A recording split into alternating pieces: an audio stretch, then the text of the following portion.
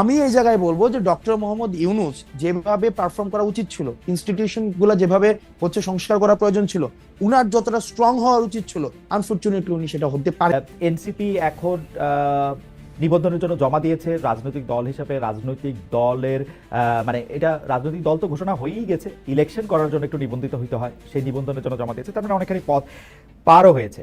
আমার প্রশ্ন হচ্ছে এনসিপি দলটাকে যারা নেতৃত্ব দিবেন বা সারাক্ষণ যারা সামনে থাকবেন, আমি যারা পদবিতে থাকবেন, তারা কি এনসিপি থেকে বেতন নেবেন? ওকে, এক নম্বর বিষয় হচ্ছে যে সারাক্ষণ যারা পদে থাকবেন এই বিষয়টা হবে না, কারণ আমাদের যে গঠনতন্ত্রটা আমরা জমা দিয়েছি, আপনি যদি গঠনতন্ত্রটা নিশ্চয়ই আপনি দেখার সুযোগ হয়েছে, সেখানে আমরা কোন রাজনৈতিক দল বাংলাদেশে যেখানে আমাদের সভাপতি, সেক্রেটারি সহ আমাদের সংগঠনের প্রত্যেকটি পদ সেটি হচ্ছে রোটেট করে হবে যোগ্যতার ভিত্তিতে, এবং একটা টাইম ফ্রেম বেঁধে দেওয়া হয়েছে। আমি দেখেছি খুবই ভালো করেছেন এটা 3 বছর। আমার প্রশ্ন হচ্ছে প্রথম দিকে যে 5 জন নেতৃত্বে দিবেন বা 10 জন নেতৃত্বে দিবেন, তারা কি দল থেকে বেতন নেবেন কিনা 3 বছর থাকলেও? ওকে ফাইন, তো সেটা নিয়ে আমাদের নিজেদের মধ্যে কথা হয়েছে, কারণ আপনি জানবেন যে আমাদের দেশের দীর্ঘদিনের যে রাজনৈতিক যে সংস্কৃতি রয়েছে, সেই সংস্কৃতিতে দেখা যায় যে আমাদের দেশের রাজনীতিবিদদের অর্থনৈতিক স্বচ্ছতা নিয়ে সবসময় প্রশ্ন থাকে, এবং রাজনীতিবিদদের বেশিরভাগ ক্ষেত্রে রাজনীতিবিদদের অর্থনৈতিক স্বচ্ছতা থাকে না, এবং সেটা সম্ভব হয় না। দেখেন আমাদের দেশে যে রাজনৈতিক কালচার, একটা রাজনীতিবিদ সারাদিন সময় দিয়ে সে নিজে আবার নতুন কিছু করবে এবং সেখান থেকে তার জীবন সংস্থান হবে, সেটা অলমোস্ট নেক্সট ইম্পসিবল। তো সেই জায়গা থেকে হ্যাঁ, সেটা সম্ভব না। আমাদের দেশে দেখা যায় অনেক রাজনীতিবিদ একই সাথে নাকি আমরা অতীতে দেখেছি, সে হচ্ছে মৎস্য চাষ করে গরুর ফার্মও দেয়, তারপর হচ্ছে তার আইটি ফার্মও থাকে, মানে এটা কিন্তু আমরা দেখেছি, আমরা একদম আমাদের অতীত, খুব নিকট অতীতে এই ধরনের আমাদের ঘটনা হয়েছে, এবং আমরা দেখেছি সারা বছর ধরে রাজনীতি করে কিন্তু বছর শেষে দেখা যায় ট্যাক্স ফাইলে 1000 কোটি টাকার মৎস্য জায়গা থেকে ইনকাম হচ্ছে। তো এই যে আমরা এক ধরনের দ্বিচারিতার একটা সংস্কৃতি রাজনৈতিক ছিল, কিন্তু আমরা ক্রাউড ফান্ডিং পলিসিতে আমরা গিয়েছি, এবং সেখানে আমরা একটা বিষয় নিয়ে আলোচনা চলছে বর্তমানে। আমরা আমাদের জায়গা থেকে প্রস্তাব দিয়েছি, যারা হচ্ছে একদম ফুল টাইম পলিটিক্স করছে, আপনার একটা পদ হোল্ড করে খুব স্বাভাবিকভাবেই অন্য কোনো পেশাতে ওই সময়টায় সময় দেওয়া এটা ডিফিকাল্ট। সেজন্য আমরা প্রস্তাব দিয়েছি যে যাতে করে এটাকে বেতনভুক্ত করা হয়, যেন ওই পার্টিকুলার সময়ে যিনি যে সময়টা উনি ওই পদে থাকবেন, যাতে করে অন্য কিছুতে যুক্ত হতে না হয়। ওকে, তো ফুল টাইম যারা পলিটিক্স করবেন তারা আসলে বেতনভুক্ত হবেন। এটি আমরা কমিউনিস্ট পার্টিতে এর আগে দেখেছি, যে তারা ফুল টাইমার হলে তারা এরকম বেতন পাবে। তো সেই ফুল টাইম আমরা প্রস্তাব যারা শুধু নেতৃত্ব দিবেন তারাই পাবেন, নাকি যারা কর্মী তারাও পাবে? এটা কিভাবে ঠিক করা? আপনারা প্রস্তাবটা কি দিয়েছেন? না, আমরা প্রস্তাবটা দিয়েছি যে আমাদের তো এটার শুধু এক লেয়ারের নেতা কর্মী থাকবে না, শুধু একটা পরিবারের নেতা কর্মী বা একটা শুধুমাত্র ওই যে পিক এন্ড চুজ, যে আমাদের দেশে যেটা হইতো যে নেতার পছন্দ যারা থাকবে তারাই হচ্ছে পদে যাবে, এটার কোনো সুযোগ নাই। যোগ্যতার ভিত্তিতে কাউন্সিল হবে, কাউন্সিলের মধ্য দিয়ে আমাদের হচ্ছে একটা এক্সিকিউটিভ বডি থাকবে, একটা পলিটিক্যাল কাউন্সিল থাকবে, এবং হচ্ছে পলিটিক্যাল এক্সিকিউটিভ বডিটা হচ্ছে প্রেসিডেন্ট এবং সেক্রেটারি নিজের মতো করে কর্মসূচি বাস্তবায়নের জন্য যে এক্সিকিউটিভ। তাহলে আমরা দেখলাম যে সভাপতি, সাধারণ সম্পাদক বা কেন্দ্রীয় কমিটিতে বা যতখানি আপনারা ঠিক মনে করেন ততজন লোক আসলে এখান থেকে আপনারা বেতন নেবেন, ক্রাউড ফান্ডিং এর মাধ্যমে হোক বা দলের অন্যান্য আয় থেকে, এটা স্বচ্ছভাবে এটা হবে। এটা আমরা প্রপোজ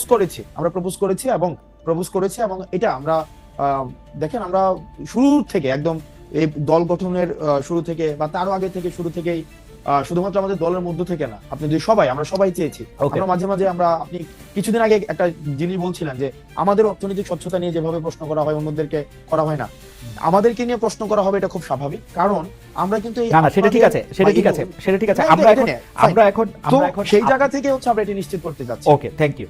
তাহলে ব্যাপারটা দাঁড়াইলো হচ্ছে যে আপনারা সেটা ঠিক করবেন, প্রপোজ করেছেন, অনেক ধন্যবাদ। একটা নতুন বিষয় নিশ্চয়ই এখন, কারণ কয়েকদিন আগে আমি আরেকটি বড় দলের বিএনপির ভারপ্রাপ্ত প্রধান বা বিএনপি চেয়ারপারসনের দল থেকে বেতন নেন কিনা সেই প্রশ্নেরও করেছিলাম। বিএনপি নেতৃবৃন্দ একরকম জবাব দিয়েছে যে তাদের আসলে অন্য আয়ের উৎস রয়েছে, বেতনের কথা তারা বলে না। আমি কমিউনিস্ট পার্টি ছাড়া আর কারোর কথা শুনি নাই। আমার এখনকার প্রশ্ন হচ্ছে যে পার্টি সদস্যরা তো এখন বেতন নিচ্ছেন না, এখন চলছেন কিভাবে? ধরেন আপনাদের আহ্বায়ক জনাব নাহিদ ইসলাম কি করে এখন দিন গুজরান করছেন? ওকে ফাইন, আমাদের পার্টি সদস্য সবাই, মানে বিষয়টা এমন না যে এখানে বেকার, সবাই বেকার, বিষয়টা এমন না।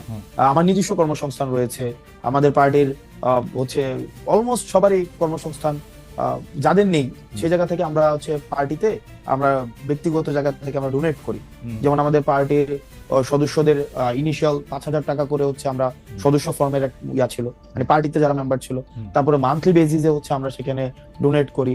না সেটা তো দলের জন্য, দলের যারা মানে তারপর এটা ছিল দলের যে আমরা এটা তো দলের জন্য আপনারা ডোনেট করতেছেন, দলের নেতার জন্য কি দলের না, দলের নেতার জন্য আমরা ডোনেট করছি না। সেই জায়গা থেকে যেমন আমার জায়গাটা, মানে আমার জায়গাটা হচ্ছে যেমন আমি আমার অর্থনৈতিক বিষয় নিয়ে আপনার সাথে না সেটা ঠিক আছে, আমি আপনার কথা জানতে চাইছি না, কারণ আপনার কথা আপনি বহুবার আপনি এই প্রশ্নের সম্মুখীন হয়েছেন, আপনার কোচিং সেন্টারের কথা শুনেছি, আপনার অনেক কিছু শুনেছি যে পার্টিতে আপনি ছাড়াও আরো অনেক নেতা নেত্রী রয়েছেন, দলের আহ্বায়কের কথা আমার অসংখ্য কলিগস রয়েছে। দেখেন আমাদের অসংখ্য কলিগস রয়েছে যারা নিজ নিজ জায়গায় প্রতিষ্ঠিত। আপনি তাসনিম জারাকে দেখবেন, তারপরে হচ্ছে খালিদ শরীফুল্লাহ ভাই আছে, এতেশাম ভাই আছে, তাসনুবা জাবিন আপা আছে, ডাক্তার। দেখেন আমি প্রফেশনালি যদি আলাদা করি, এই পার্টিতে হচ্ছে ডাক্তার রয়েছে, আমার আপত্তি নাই, কিন্তু যাদের নাই, যারা চাকরি করেন না, চাকরির জন্য আন্দোলন করতেছিলেন, এখন আইসা মানে জাতির প্রয়োজনে, সময়ের প্রয়োজনে যারা নেতৃত্ব দিচ্ছেন একটি দলকে বা অন্য দায়িত্ব পালন করছেন, তারা কি করছেন সেটি আমি জানতে চাইছি। তাদের ক্ষেত্রে দল থেকে সাহায্য করা হচ্ছে কিনা বা টাকা দেওয়া হচ্ছে। একটা জিনিস দেখেন, সাংগঠনিক খরচের দায় দল নেয়। একটা রাজনীতিবিদ সাংগঠনিক যে খরচটা করবে সেটা তো আপনার দল থেকে সেটা ব্যয়ভার বহন করা হয়। আমি কোথাও জায়গায় সফরে গেলাম, কোন একটা মিটিং অ্যারেঞ্জ করলাম, কোন একটা কর্মসূচি বাস্তবায়ন করলাম, এটা আমার দল দিবে। সে বেকার হোক, সে কিছু করুক আর না করে, এটা কিন্তু দল দিচ্ছে। এখন তার ব্যক্তি পরিসরের খরচ সেটা সে কিভাবে সংস্থান করে, সেটা তার বাবা দিচ্ছে নাকি সে নিজে করছে, বা তার পারিবারিক সেই ধরনের সংস্থান রয়েছে কিনা, সেটা ব্যক্তি জানবেন। আমার মনে হয় যে আপনাদের দলের যে আহ্বায়ক আছেন, যে সদস্য সচিব আছেন, তারা কি করে আসলে মানে তারা তো দুইজনই তারা প্রায় চাকরি শুরু করেন নাই, ছাত্র ছিলেন, তেমন ব্যবসার সাথে যুক্ত ছিলেন না, আমরা জানি। তারা কি করছেন এটি যদি সামনে আসতো, আমাদের তরুণরা এক ধরনের সেটা নিয়ে ভিন্ন, সেটা নিয়ে কথা হতে পারে, কিন্তু আমাদের সাংগঠনিক যে খরচ, আমাদের আমি সাংগঠনিক খরচের কথা আমি জানতে চাইছি না। আমি জানতে চাইছি যে রাজনীতি করার ক্ষেত্রে নতুন রাজনৈতিক দলের নেতৃবৃন্দ আসলে কিভাবে কার বাসার বাজার কিভাবে হয়, কার বাসার বাজার কিভাবে হয়। ওনারা তো একদম যে ওনারা সিঙ্গেল সবকিছু ডিল করে বিষয়টা এমন, ওদের ফ্যামিলি সদস্য রয়েছে, ওনাদের পরিবারের সদস্য রয়েছে, নিশ্চয়ই সেটা ওনারা ভালো বলতে পারবেন। আচ্ছা ঠিক আছে, আপনাদের পার্টিতে পূর্ণাঙ্গ কমিটি বলতে আমরা যেটা বুঝি, সভাপতি, সাধারণ সম্পাদক, যার কথা বলেছেন, সেটি কবে আসবে? আপনারা কি এই জায়গাগুলি ফাঁকা রাখছেন উপদেষ্টা মাহফুজ এবং উপদেষ্টা আসিফ ফিরে যেন আসলে সেটি হয়, সেটির জন্য? না এখনো কেন আহ্বায়ক হবে না, আপনি উপদেষ্টা মাহফুজ, উপদেষ্টা হচ্ছে আসিফ, ওনারা যে আমাদের পার্টিতে আসবে বা আদৌ রাজনীতি করবে কি করবে না, সেই সিদ্ধান্ত ওনাদের। এমনও তো হতে পারে ওনারা অন্য রাজনৈতিক দলে যেতে পারেন, এটা ওনাদের সিদ্ধান্ত, যে ওনাদের মতো করে আসলে এটা হবে। আমরা কি কোনো কাজ, এটা এক ধরনের রং পারসেপশন, এটা সম্পূর্ণ রং পারসেপশন। মানে এবং আমি আপনাকে এটা রং পারসেপশন। ওনারা তো আপনাদেরই মানে ভাই, বন্ধু, সহযোদ্ধা, সহনাগরিক।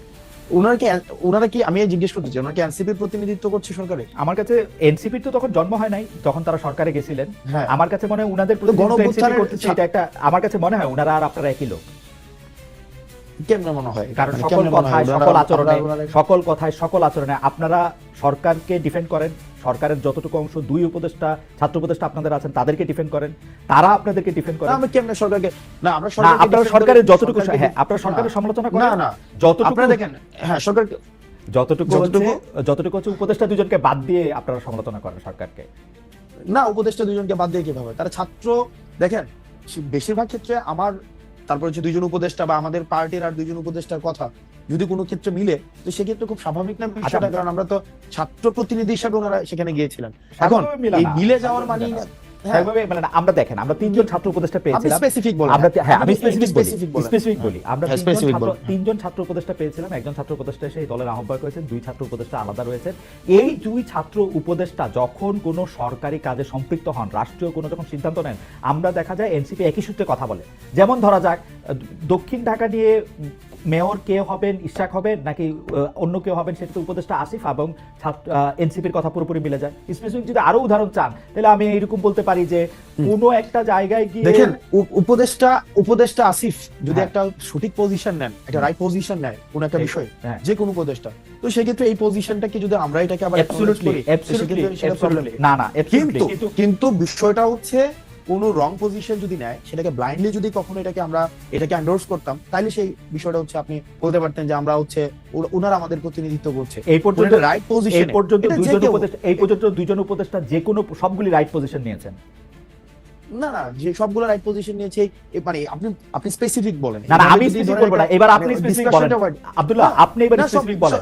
না সবগুলো তো রাইট। এইবার আপনি বলেন যে ওনাদের এইবার আপনারা বলেন যে সবগুলো রাইট নাই তো। এইবার আপনারা বলেন যে এই উপদেষ্টাদের মধ্যে কোন কাজের আপনারা সমালোচনা করেছেন, এই দুই উপদেষ্টার?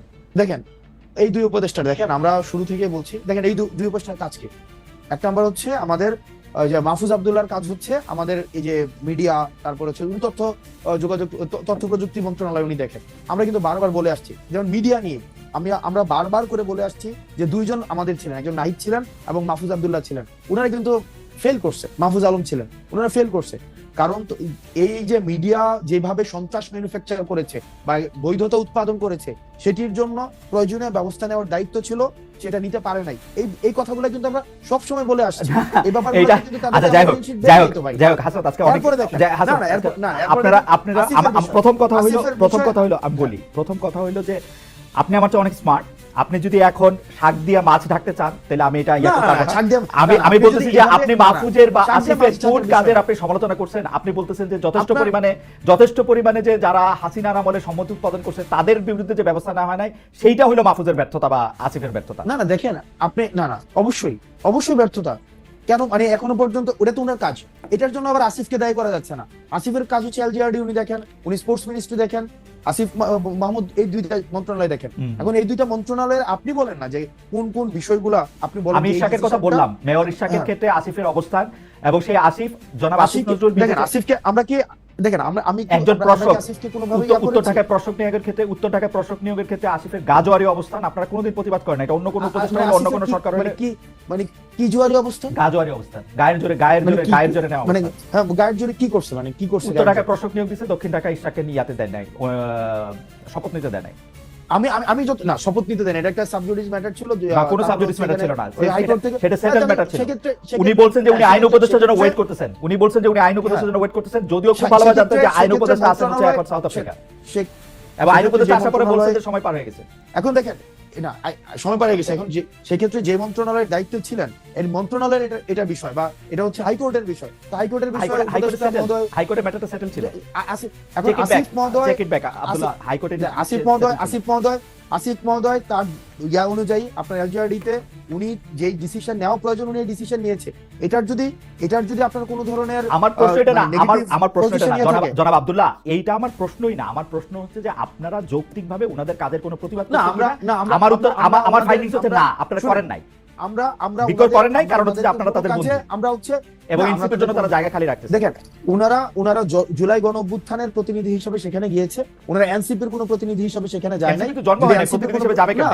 না তাহলে অথবা কি বা আমাদের কোনো প্রতিনিধি হিসেবে সেখানে যায় না, যে তাদের সাথে আমাদের বন্ধুত্বের সম্পর্ক এক নম্বর বিষয়। দুই নম্বর বিষয় যেভাবে বলা হচ্ছে যে তাদের জন্য জায়গা খালি করে রাখা হইতেছে, এটা কমপ্লিটলি একটা ভুল ধারণা। ঠিক আছে, আমরা আমাদের সংগঠন আমাদের নিজেদের মতো করে আগাচ্ছি, এবং এটা হচ্ছে আমরা আমাদের নিজেদের মতো করে যখন হচ্ছে আমাদের কিছুদিন আগে হচ্ছে আমাদের গঠনতন্ত্র আমরা জমা দিয়েছি, কিছুদিন আগে হচ্ছে আমাদের রেজিস্ট্রেশনের বিষয় জমা দিয়েছি।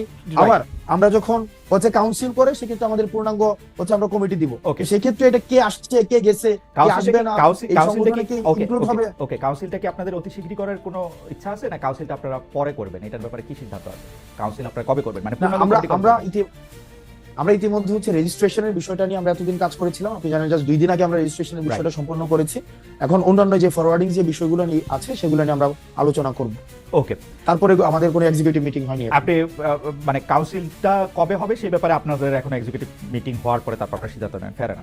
আমরা সিদ্ধান্ত নেব। আচ্ছা, রাজনৈতিক বা প্রশাসনিক অভিজ্ঞতা রয়েছে, দল প্রসঙ্গে আসি, রাজনৈতিক বা প্রশাসনিক অভিজ্ঞতা রয়েছে এমন কাউকে কি আপনারা সন্ধান করতেছেন? মানে আপনাদের দলে কি মানে আপনারা কোনো মুরব্বি চান, মানে যারা রাজনৈতিক বা প্রশাসনিক অভিজ্ঞতা রয়েছে, বা মানে এই ব্যাপারে কি ভাবনা আপনাদের, যে আপনারা কোনো আমরা ইতিমধ্যে হচ্ছে আমরা উপদেষ্টা, মানে আমাদের রাজনৈতিক দলের রাজনৈতিক উপদেষ্টা এবং অরাজনৈতিক উপদেষ্টা আমরা হচ্ছে চাই আমাদের পার্টিতে হচ্ছে ইনক্লুড হোক। সেটির জন্য হচ্ছে আমরা সিরিয়া আহ্বানও করেছি, সেই জায়গা থেকে আমরা কথা বলছি, অনেকের সাথে আমাদের কথা হচ্ছে, এবং সেটা হচ্ছে আমরা যে ধরনের রাজনীতি করতে চাই এবং হচ্ছে বাংলাদেশপন্থী রাজনীতি, সেক্ষেত্রে অনেক সিনিয়র হচ্ছে আপনি যাদেরকে বললেন হয়তো সিনিয়র রাজনীতিবিদ রয়েছে, বুদ্ধিজীবী রয়েছে, লেখক রয়েছে, বা হচ্ছে রিটায়ার্ড।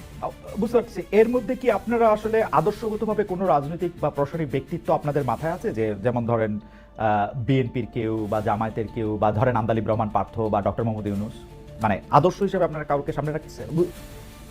ধরেন বিএনপি তারেক রহমান সাহেবের মতো একজনকে চান, বা জামায়াতের শফিকুর রহমানের মতো, বা জনাব আন্দালিব রহমান পার্থের মতো, বা ডক্টর মোহাম্মদ ইউনূসের মতো? ওকে, সেক্ষেত্রে আমরা হচ্ছে যারা আমাদের সাথে, মানে আমরা যেই এখানে তো হচ্ছে ডক্টর মোহাম্মদ ইউনূস, তারপর হচ্ছে ডক্টর মোহাম্মদ ইউনূস তো হচ্ছে অন্তর্বর্তীকালীন সরকারের প্রধান। এক্ষেত্রে একটা হচ্ছে তার মতো মানে আন্তর্জাতিকভাবে পরিচিত, ওয়েস্টার্ন এডুকেটেড, আমরা আমাদের আমাদের অ্যাডভাইজরদের, হ্যাঁ আমাদের অ্যাডভাইজরদের আমরা হচ্ছে যাদেরকে আমরা অ্যাডভাইজর নিতে চাই, আমরা একটা স্ট্যান্ডার্ড আমরা বলেছি যে হয়তো রিটায়ার্ড কোনো অফিসার হইতে পারে, বুদ্ধিজীবী হইতে পারে, লেখক হইতে পারে, রাজনৈতিক অভিজ্ঞতা সম্পন্ন মানুষ হইতে পারে।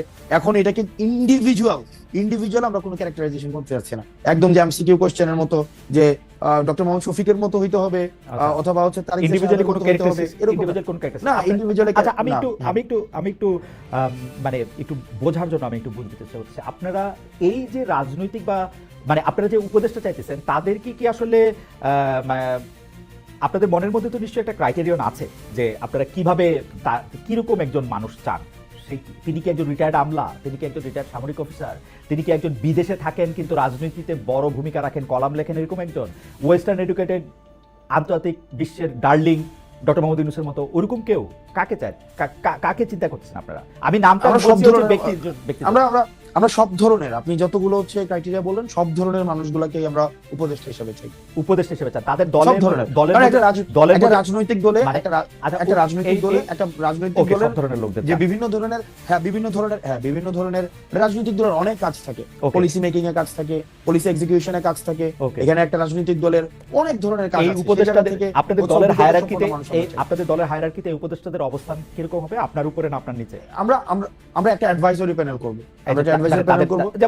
দেখেন আমরা বলছি, দেখেন অ্যাডভাইজর প্যানেল থাকবে, আমাদের একটা পলিটিক্যাল কাউন্সিল থাকবে। পলিটিক্যাল কাউন্সিলটা সবার উপরে থাকবে। এই পলিটিক্যাল কাউন্সিলের আন্ডারে থাকবে আমাদের প্রেসিডেন্ট সেক্রেটারি, এবং প্রেসিডেন্ট সেক্রেটারি হচ্ছে আমাদের একটা হচ্ছে এক্সিকিউটিভ বডির মধ্য দিয়ে তারপর হচ্ছে কার্যক্রম পরিচালনা করবে। ওকে, ধরেন মানে অন্য কাউকে দিয়ে উদাহরণ দিলে যেটা মুশকিল, আমি আমারে দিয়ে উদাহরণ দিই। ধরেন আমাকে আপনারা এনসিপির উপদেষ্টা হিসেবে নিলেন, আমার স্ট্যাটাসটা আসলে কি হবে? মানে আমি আজকে যদি আপনারা সরকার গঠন করেন, আচ্ছা সরকার গঠনের কথা আপনি বাদ দেন, আজকে আপনাদের যদি পূর্ণাঙ্গ পার্টির কমিটি হয়, সেক্ষেত্রে আমার স্ট্যাটাসটা কি হবে? মানে না বুঝলাম, সেই উপদেষ্টা কি সহসভাপতির উপরে, সহসভাপতির নিচে, সভাপতির উপরে, সম্পাদকের নিচে, কিরকম?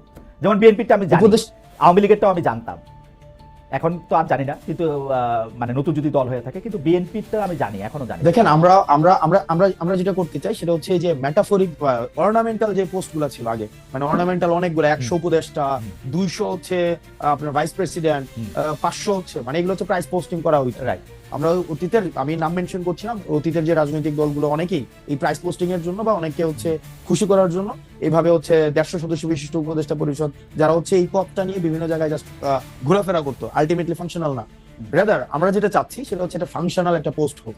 আপনাকে আমি উপদেষ্টা হচ্ছে আমরা দিব কিনা সেটা হচ্ছে আমরা আলাপ আলোচনা করে, মানে যেই হোক, মানে এনিওয়ান, আমরা পার্সোনিফাই করতে চাচ্ছি না। মানে ওই ক্রাইটেরিয়ার ভিত্তিতে আমরা যাদেরকে আমরা উপদেষ্টা আমরা চাচ্ছি দুই ধরনের। একটা হচ্ছে রাজনৈতিক উপদেষ্টা হচ্ছে সে আমার পার্টির উপদেষ্টা হিসেবে কাজ করবে, সে পার্টি মানে পার্টিজান উপদেষ্টা সংসদে অংশগ্রহণ করবে কিনা? আপনারা তাদেরকে এমপি ইলেকশনের টিকিট দিবেন? আমি তো সেটাই বললাম যে একটা হচ্ছে পার্টিজান হচ্ছে উপদেষ্টা, যে আমার পার্টির উপদেষ্টা হিসেবে কাজ করবে এনসিপি, আর হচ্ছে অরাজনৈতিক, সে হয়তো এনসিপির রাজনীতি করবে না, কিন্তু বা এনসিপির হয়তো একদম সদস্য হিসেবে, যেটা সদস্য ফর্ম কিনে এনসিপির সদস্য, মানে উপদেষ্টাদের এনসিপির সদস্য হইতে হবে। মনে করেন জামায়াতের প্রধান, তিনি এনসিপির উপদেষ্টা হইতে হবে। আমরা দুই ধরনের উপদেষ্টা, আমি অরাজনৈতিক উপদেষ্টা আমরা দুই ধরনের, একটা হচ্ছে রাজনৈতিক উপদেষ্টা, একটা অরাজনৈতিক উপদেষ্টা। অন্য একটা দলের রাজনীতি করেন, আপনারা এখানে এসে উপদেষ্টা হলেন, এটা হবে?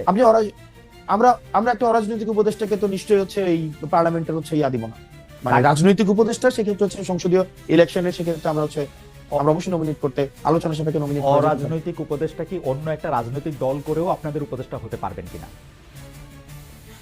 দেখেন, এই অরাজনৈতিক উপদেষ্টা যারা থাকেন নরমালি, যারা বুদ্ধিজীবী, সাংবাদিক, প্রথিতযশা সাংবাদিক, যাদের হচ্ছে দীর্ঘদিনের রাজনীতি করার একটা অভিজ্ঞতা রয়েছে, সেক্ষেত্রে সে যদি অন্য কোনো রাজনৈতিক দলকে উপদেশ দেয় কোনো বিষয়, সেক্ষেত্রে তার উপদেশ নিতে তো সেক্ষেত্রে এটার কোনো ধরনের মানে কোনো ধরনের সেন্সরশিপ থাকার কথা না। ওকে, আবার একটু এনসিপিতে ফিরে আসি, কারণ এই দলটা তো কি বলবো, যখন এই দলটি গঠিত হয়েছে তখনও সবাই, আজকে যারা আপনাদের রাজনৈতিক বিরোধী দল তাদের মধ্যে থেকে যারা বিএনপি, জামায়াত ইসলামী সহ বড় বড় রাজনৈতিক দলের অনেকেই এনসিপির আত্মপ্রকাশকে স্বাগত জানিয়েছেন, তারা শুভেচ্ছা জানিয়েছেন। আমরাও সকলে স্বাগত এবং শুভেচ্ছা জানিয়েছি, এখনো স্বাগত এবং শুভেচ্ছা জানাই, এবং সেজন্য একটু দলটাকে একটু বুঝতেও চাই। হাসান, আপনার কাছে কি মনে হয় যে এনসিপি অনেকগুলো দল? কারণ মানে নাহিদ, আক্তার, হাসনাত, সাজ্জাদ, পাটোয়ারি বা তাসনিম জারা, সামান্থা বা তাসনুবার এনসিপি, এরা সব আলাদা আলাদা এনসিপি, আপনার কাছে এরকম মনে হয়? আপনি স্পেসিফিক উদাহরণ খুব ভালোবাসেন, আমি চাইলে আপনাকে অসংখ্য স্পেসিফিক উদাহরণ দিতে পারি। যেমন হেফাজতের সম্মেলনে আপনার অবস্থান, আবার আবার আবার আবার সেনাবাহিনী নিয়ে আপনার মন্তব্যের ক্ষেত্রে সার্জিসের একমত না হওয়া, এইটাকে শিষ্টাচার বহির্ভূত বলা পাটোয়ারির। আবার ধরেন নারী ইস্যুতে আপনার অবস্থান বনাম এনসিপির অবস্থান, আপনাদের অবস্থান বনাম বিভিন্ন অবস্থান, হেফাজত, সেই ক্ষেত্রে কি আপনার আলাদা আলাদা দল কিনা, আপনি যদি একটু ব্যাখ্যা করতেন। Okay fine. প্রথমত হচ্ছে এই আলোচনাটাকে দুই ভাগে, মানে দুইটা লেয়ারে করতে হবে। এক নম্বর বিষয় হচ্ছে যে আমাদের দীর্ঘদিন ধরে যেটা হয়েছে, ইন্ট্রা পার্টি ডেমোক্রেসি আমাদের ছিল না। মানে ইন্ট্রা পার্টি মানে একটা একদম মানে ওয়ান ম্যান সেন্ট্রিক হচ্ছে রাজনৈতিক দলগুলো ছিল, যেখানে রাজনৈতিক দলের, আমি দুইটা লেয়ার শেষ করার পরে আপনি এই ক্ষেত্রে আমাকে প্রশ্ন করেন। তো সেক্ষেত্রে যেটা হতো যে একটা ভয়েসে, সিঙ্গেল ভয়েস, যে একজন যা বলতো একদম ডাউনওয়ার্ডস পর্যন্ত একই ধরনের ভয়েস সেখানে ইকো হইতো। কিন্তু আমরা যেহেতু 5ই আগস্টের পরের এই যারা অভ্যুত্থানে ছিল তাদের মধ্যে, তাদেরকে নিয়ে হচ্ছে আমাদের রাজনৈতিক দলটা গঠিত হয়েছে, সেখানে আমাদের মধ্যে এই যে ইন্ট্রা পার্টি ডেমোক্রেসি, সেখানে আপনি দেখবেন যে সেখানে নিজের দলের মানুষকে নিয়ে সেখানে সমালোচনা করা হয়, জবাবদিহিতার আন্ডারে নিয়ে আসা হয়, যেটা হচ্ছে নেভার বিফোর সিন। আপনি কখনোই অন্য কোনো রাজনৈতিক দলে সেটা আগে ছিল না। এই কারণে আমাদের দেশে এটা খুবই মানে আনইউজুয়াল একটা ঘটনা মনে হচ্ছে। মাই গুডনেস, যে আপনি চিন্তা করেন একটা জায়গায় যে মির্জা ফখরুল সাহেব একটা ধরনের একটা কথা বলেছেন এবং পাবলিকলি সেটা রিজভী সাহেব সেখানে বলছেন যে এই বিষয়ের সাথে আমি একমত না। এটা হচ্ছে একটা বিষয়। অর্থাৎ এটা কখনোই আমাদের দেশের রাজনৈতিক কালচারে ছিল না যে নিজ দলের সমালোচনা করা যাবে, নিজ দলের মানুষের স্ট্যান্ডের সমালোচনা করা যাবে। এক নম্বর বিষয়। 2 নম্বর বিষয়, আমাদের যেহেতু দলটা গঠিত হয়েছে মাত্র 4 মাস হয়েছে, তো 4 মাসের মধ্যে নানা টানাপোড়েন, প্রবলেম সলভ, এবং হচ্ছে আমরা বিভিন্ন বর্গের মানুষ এখানে এসছে, বিভিন্ন চিন্তার মানুষ এখানে এসছে, একটা অনেক কাজ করার মধ্য দিয়ে প্রবলেম সলভের মধ্য দিয়ে, কর্মসূচির মধ্য দিয়ে একটা রাজনৈতিক দলের এই যে বিভিন্ন মত পার্থক্য গুলো থাকে, মানে ইন্ট্রা পার্টি যেভাবে আমাদের মত পার্থক্য গুলো থাকে, তখন সেটা একটা শেপে আসে।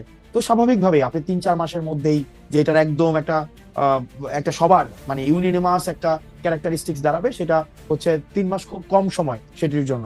তবে ক্রমশ সেটার একটা পর্যায় বা দিন যত যাবে সেটার একটা সেটার একটা জি।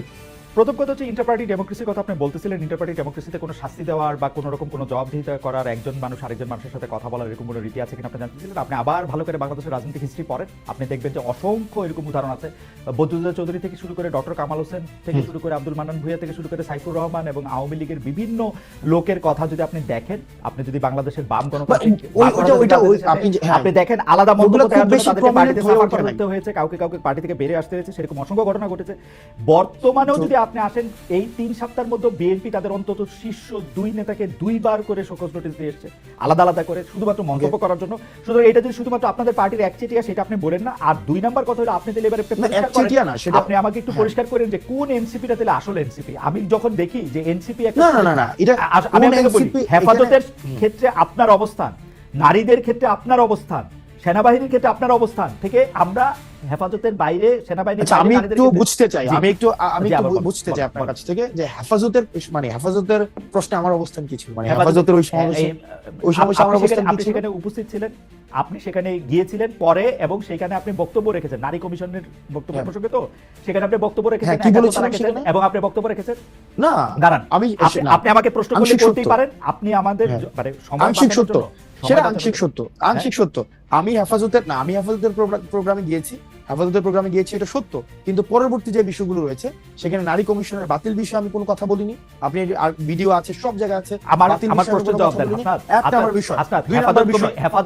হেফাজত সেই সভাটা আহ্বানই করেছিল নারী কমিশনের রিপোর্টের এগেইনস্টে। আপনি সেখানে জেনে বুঝেই গিয়েছেন এবং একাত্মতা করতে গিয়েছেন সেখানে। এক নম্বর বিষয় আমি একদম অন এয়ারে বলছি আপনাকে, কোনো ইনফরমালি কোনো আলাদা ভাবে বলছি না, অন এয়ারে বলছি।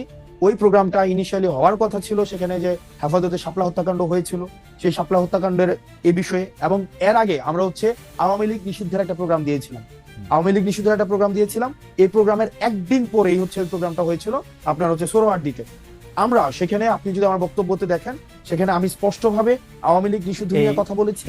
2 নাম্বার বিষয়, আমি শেষ করি। 2 নাম্বার বিষয়, সেখানে নারী কমিশনের যে বিষয়, সেখানে আমি কমিশন বাতিল বিষয়ে কোনো কথা বলিনি। স্পষ্ট উল্লেখ আছে, সেখানে আমি বলেছি যে নারীদের যে যোগ্য হিস্সা রয়েছে, নারীদের যথাযথ আমি আপনার বক্তব্য শুনেছি, সেগুলোকে নিশ্চিত আমি আপনার করতে বক্তব্য হবে। শুনেছি এবং এই আপনার তবে এবং এবং এই কমিশন নিয়ে যদি কোনো ধরনের মতপার্থক্য থেকে থাকে, সেটি নিয়ে আলোচনার ভিত্তিতে সেটি সমাধান হতে হবে। হাসনাত, এবং সেখানে নারীদেরকে নিয়ে হেফাজতের ওইখানে আপনার অবস্থান কি এনসিপির অবস্থান? আমি কোয়ালিটেটিভ ইয়াতে চাচ্ছি না, আমি বলতে চাচ্ছি যে আপনার অবস্থান এনসিপির অবস্থান কিনা। আমাদের এনসিপি নারী কমিশনের বিষয়ে এই অবস্থানটাই ছিল। আমি যে অবস্থানটা, যেই কথাটা সেখানে আমরা বলেছি, কারণ আমরা বলেছিলাম নারী কমিশন আপনার হেফাজতের যে প্রস্তাবগুলো দিয়েছে, অংশগ্রহণ করাটা এনসিপির অংশগ্রহণ করা কিনা। দেখেন সেখানে যে প্রস্তাবগুলো দিয়েছে, আমি আসছি সেখানে যে প্রস্তাব, আমি যে কথাটা বলেছি, আমার এনসিপির নারী কমিশনের বিষয়ে ঠিক সেই ধরনের অবস্থানটা ছিল, যে কি যে আমাদের যে প্রস্তাবনাগুলো দিয়েছিল, সেই প্রস্তাবনার কিছু কিছু জায়গায় আমরা সংশোধনের প্রস্তাব দিয়েছিলাম, যে সংশোধনের মধ্য দিয়ে এই নারী কমিশনের এই বিষয়গুলো হচ্ছে ফরওয়ার্ড করা হোক। 1 নম্বর বিষয়। 2 নম্বর বিষয় হচ্ছে ওখানের উপস্থিতির যে বিষয়টি, সেটি হচ্ছে যে তখন সব রাজনৈতিক দলের, আমাদের হেফাজতের যিনি যারা আছেন, সব রাজনৈতিক দলকেই তারা হচ্ছে দাওয়াত দিয়েছিল। সেই দাওয়াতের অংশ হিসেবে এনসিপির প্রতিনিধি হিসেবে আমি সেখানে গিয়েছিলাম। আমি অবশ্য এনসিপির এই বিষয়ে দেওয়া পরের প্রেস রিলিজে, পরে তাদের বক্তব্যে, তাদের নেতাদের কথায় কখনো আমি এটা প্রমাণ পাই নাই যে আপনি এনসিপির প্রতিনিধিত্ব করতে সেখানে গিয়েছিলেন। আমি বরং উল্টোটা শুনেছি, আমি বরং উল্টোটা শুনেছি, ওখানে শুনেছি হাসনাত আব্দুল্লাহ সেখানে গিয়েছেন নিজের ক্যাপাসিটিতে। না, নিজের ক্যাপাসিটি। দেখেন বিষয়টা হচ্ছে যে আমরা প্রথম দিন একটা প্রোগ্রাম ছিল, একদম ওই দিনের আগের দিন একটা প্রোগ্রাম ছিল আওয়ামী লীগ নিষিদ্ধের বিষয়ে, এবং আওয়ামী লীগ নিষিদ্ধের বিষয়ে যারা যারা যারা যারা একমত ছিল, সেই জায়গা থেকে আমাদেরকে মানে হেফাজতে ইসলাম পাঁচি, এটা খুব সম্ভবত প্রোগ্রামটা ছিল মার্চ মাসে। প্রোগ্রামটা হচ্ছে মার্চ মাসে ছিল না প্রোগ্রামটা? হ্যাঁ, মার্চে ছিল, মার্চে ছিল প্রোগ্রামটা। তো তখন হচ্ছে ওই যে শাপলা হত্যাকাণ্ড নিয়ে হচ্ছে সে প্রোগ্রামটা হওয়ার কথা ছিল, এবং সেই জায়গায় হচ্ছে আমি গিয়েছিলাম, এবং এটা হচ্ছে আমার পার্টি থেকে আমি গিয়েছিলাম। যাই হোক, এইটা আপনি নিশ্চয়ই পরে আবার ভেবে দেখবেন যখন আপনার নিজের রাজনৈতিক দেখেন ক্যারিয়ারে যখন আপনি পিছন দিকে তাকাবেন, তখন আপনি ভেবে দেখবেন। না খালিদ ভাই, খালিদ ভাই একটা বিষয়, আমরা কিন্তু একটা বিষয় যে সেখানে বলা হচ্ছে যে আমার উপস্থিতিতে সেখানে হচ্ছে নারীদেরকে নিয়ে নেতিবাচক কথা বলা হয়েছে, সেখানে হচ্ছে বাজে মন্তব্য করা হয়েছে, সেটা একদমই না।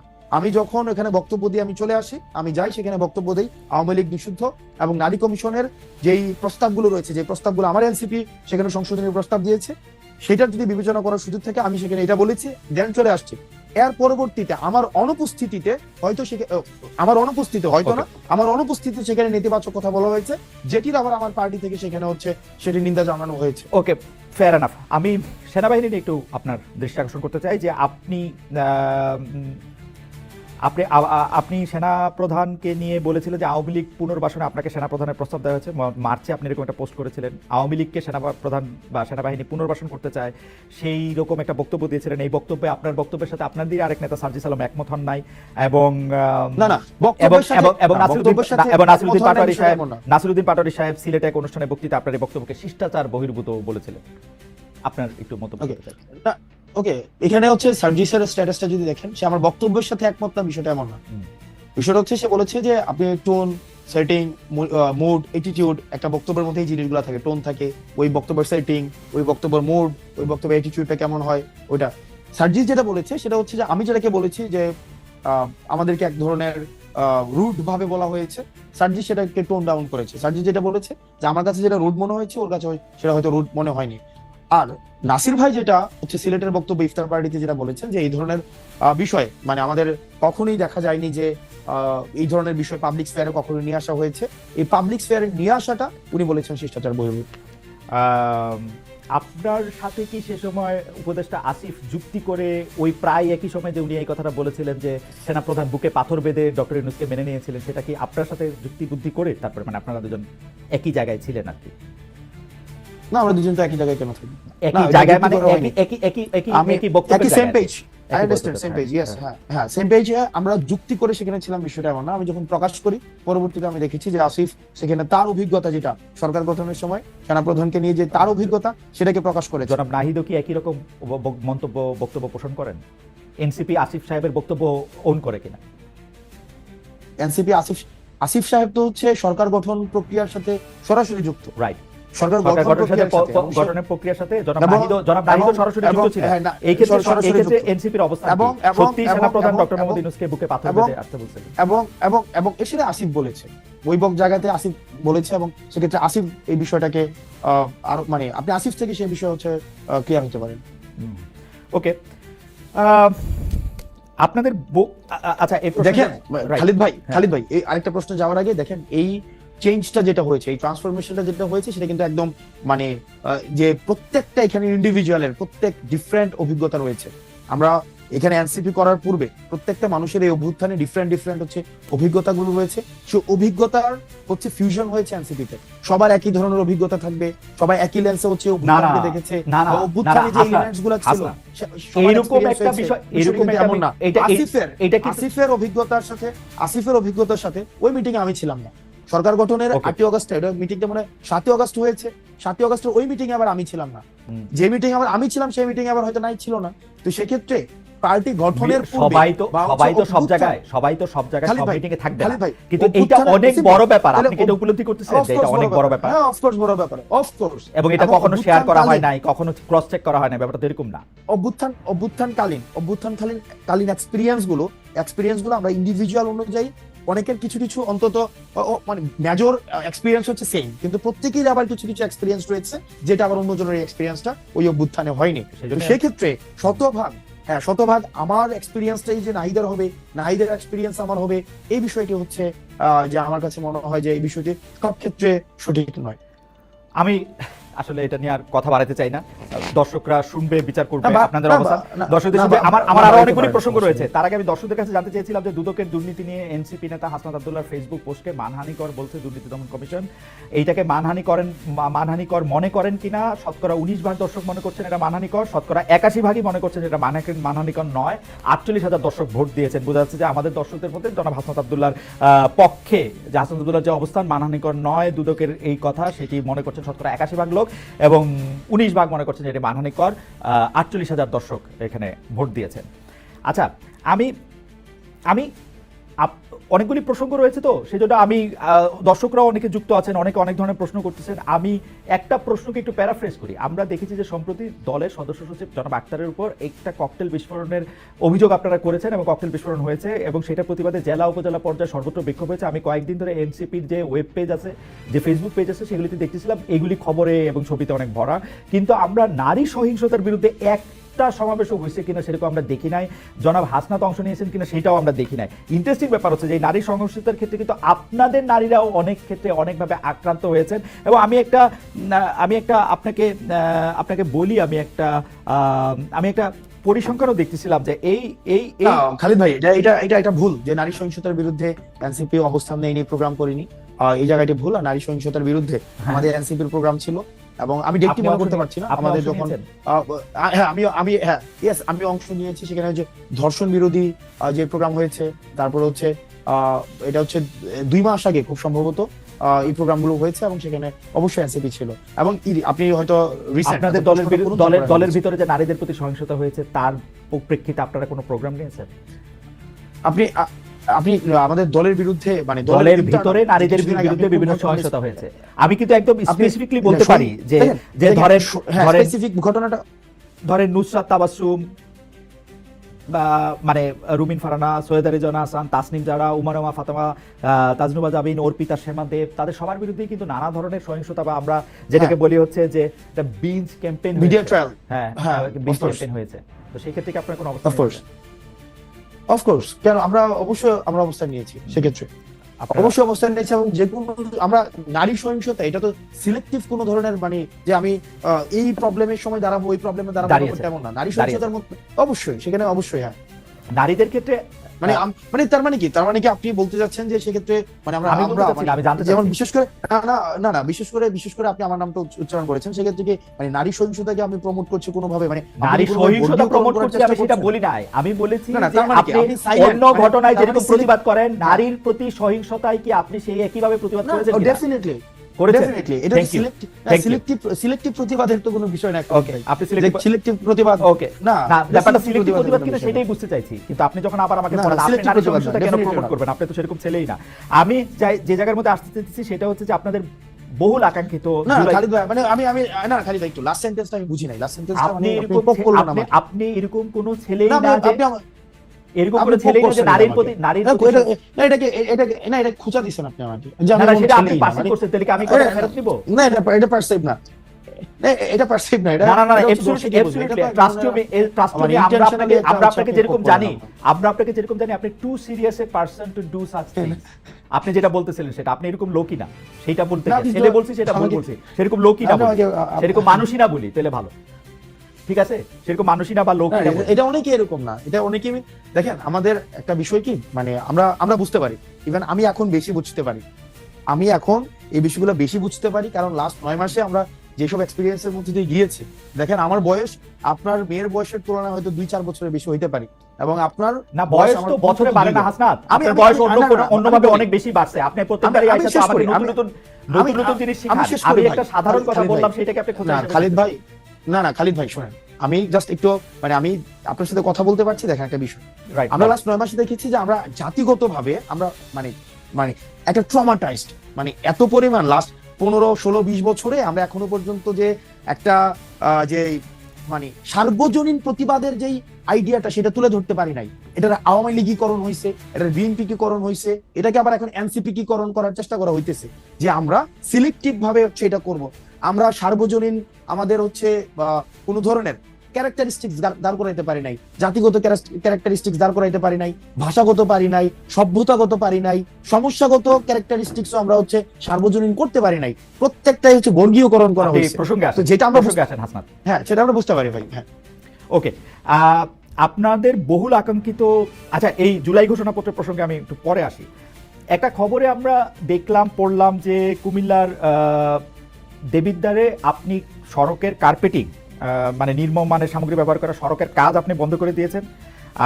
পরিদর্শনে গিয়ে আপনি বিষয়টা দেখেন, আপনি যে কাজ বন্ধ করে দিলেন সেটা কি মানে সেটা আপনি কোন অধিকার থেকে সেটা আপনি করলেন? মানে এটা কি এনসিপি থেকে করলেন? এনসিপি থেকে না, করলেন? আমি কাজ বন্ধ করে দেই নাই, আমি কাজ বন্ধ করে দেই নাই, সেখানে হচ্ছে যিনি দায়িত্বে ছিলেন যে ইঞ্জিনিয়ার, সেই ইঞ্জিনিয়ার সেই কাজ বন্ধ করেছেন। আমি সেখানে জানতে আপনি চেয়েছি বলছিলেন, আমি ভিডিও দেখতেছিলাম যে আপনি কার্পেটিং হাত দিয়ে তুলতেছেন, এই দায়িত্বটা আপনাকে কে দিছে? এনসিপি নাকি আপনি নিজেই নিজেকে দিছেন? আমি বারবার আপনাকে এটা প্রশ্ন আমি নিজে করি। নিছি, এই দায়িত্ব আপনি নিজে?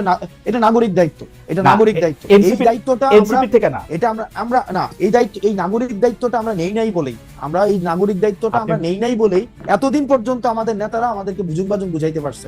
ওকে, এটা আপনি- এটা হচ্ছে, আপনি- এবং এটা এখন আপনি আমাকে প্রশ্ন করতে পারেন এর আগে এই ধরনের ঘটনা আমি কখনো করেছি কিনা, রাজনৈতিক দল হওয়ার আগে এর আগে অসংখ্য এরকম নাগরিক বিভিন্ন সম্পৃক্ত ইস্যুতে আমার বিভিন্ন সময় আপনি এই যে NCP নাগরিক ঘটনার আগে আমার সেটা ছিল। আপনি কি বুঝতে পারতেছেন? আপনি যে নাগরিক দায়িত্বের কথা বলতেছেন, আমরা সকল নাগরিকরা যদি এরকম করে গিয়ে নাগরিক দায়িত্ব, আপনার বাড়ি দেবিদ্বার, আমার পাশের থানা, আমার মুরাদনগর, আমি গিয়ে যদি রাস্তার কার্পেটিং তুলতে থাকি, আপনি এটার কার্পেটিং তুলতে থাকবেন, ইঞ্জিনিয়ারকে ডাক দিয়ে বলবেন এই কাজ এখন বন্ধ করেন, আপনি ঠিকাদারকে বলবেন আপনার বাবা 50 বছর ধরে এর চেয়ে ভালো কাজ করে আসতেছে বা আপনি তার চেয়ে ভালো কাজ করতেছেন। না আমি আপনি এটা তার বলি চেয়ে নাই, বেশি বোঝেন। আমি বলি না আমি এটা বলি নাই। না আপনি ভিডিওটা চালু করেন, আমি ভিডিও এখন দেখাবো, তাহলে আপনি আমার বক্তব্যটা এটা আপনি উইথড্র করেন।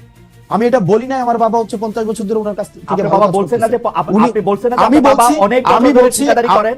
আমি বলছি ইয়েস, আমি বলছি আপনি আমার 50 বছরের কথা বলেন না, হ্যাঁ, আপনার বাবার প্রশ্ন দেখেন আমি তাকে ধমক আমি দেওয়ার বলি সময়? না, হ্যাঁ আমি অবশ্যই বলছি, কিন্তু কি বলছি কেন আপনি আপনার সেন্টেন্সটা কি বলছেন? আমার আচ্ছা আসেন, sentence-টা বলছি, আপনার যে আমার বাবার বাবা সেন্টেন্স 50 মিলাই আসেন, কন্টেন্ট অ্যানালাইসিস করে আমি হ্যাঁ, কি মিলাই। বলছি আপনি আপনি কি বলছেন বলেন। ঠিক আছে fine। বলেন, আমি বলেন। বলছি যে ওনাকে বলছি যে আপনার বয়স আমার থেকে অনেক বেশি। হুম।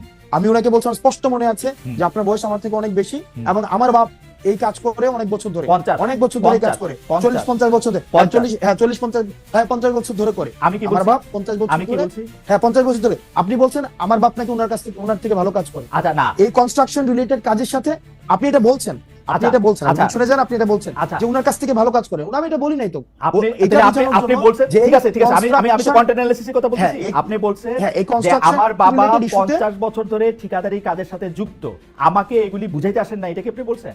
যুক্ত, হ্যাঁ এটা আমি বলছি, কারণ এই কনস্ট্রাকশন রিলেটেড কাজগুলো এই সম্পর্কে আমার মানে একটু হইলেও আইডিয়া আছে।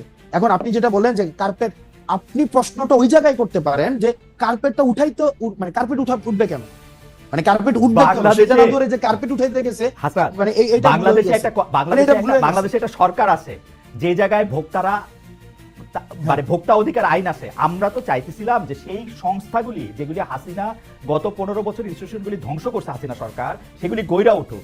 আপনি বলতেছেন এটা আপনার নাগরিক দায়িত্ব, আপনি হাত দিয়ে কার্পেটিং তুলে ফেলবেন এবং ইঞ্জিনিয়ারকে বলবেন কাজ বন্ধ করে দিবেন। আমি না এক্স্যাক্টলি আপনি যেটা চাইতেছেন আমি ওইটা চাইছি, আমি ভুলটা ধরাই দিছি যে আপনার যেই অর্গানাইজেশনস গুলো আছে যেটা দায়িত্ব সেটা প্রপারলি ফাংশন করতেছে না। যদি প্রপারলি ফাংশন করতো তাহলে হাত দিয়ে কার্পেট উঠতো না, হাত দিলে কার্পেট উঠতো না। আপনি মনে হয় যে সকল নাগরিকদের তার তার দায়িত্ব এরকম করে পালন করা উচিত, হাত দিয়ে কার্পেট তুলে নিয়ে আসা উচিত রাস্তায়, যত জায়গায় যত খারাপ কাজ হবে বলে নাগরিক মনে করে? ভাই আপনার হাত দিয়ে কার্পেট উঠে নিয়ে আমি বলি হাসনাত, আমিও একজন নাগরিক, আপনিও একজন নাগরিক, আপনার বাড়ি দেবিদ্বার, আমার বাড়ি মুরাদনগর, আপনি রাস্তার মধ্যে হাত দিয়ে কার্পেট তুলে এবং আপনি বলতেছেন আপনি ফ্রাস্ট্রেটেড ভাই। কেন ফ্রাস্ট্রেটেড বলেন ভাই? আপনি কার্পেট রাস্তার মধ্যে, প্রথম প্রশ্নটা আপনি এটা করেন, রাস্তার মধ্যে এমন কার্পেট যাবে কেন? না রাস্তার মধ্যে কার্পেট যাবে কেন সেই প্রশ্ন আমি করব। রাস্তার মধ্যে আপনি রাস্তার মধ্যে হাত দিয়ে উঠাবো কার্পেট? তাহলে কি দিয়ে উঠাবো? আপনি বললেন যে নাগরিকদের এই দায়িত্ব পালন করা উচিত সবার, আমারও উচিত কিনা সেটা আপনি আমার বলেন, নাকি আপনি স্পেশাল? ভাই আপনার একটা কাজে, আপনি যদি দেখেন একটা কাজে এই কাজটা যেভাবে করা উচিত ছিল সেভাবে কাজটা হয় নাই, সংশ্লিষ্ট কর্তৃপক্ষের কাছে অভিযোগ করব। আমার রাস্তায় হাত দিব না, কর্তৃপক্ষের কাছে আমি রাস্তায় হাত দিব না।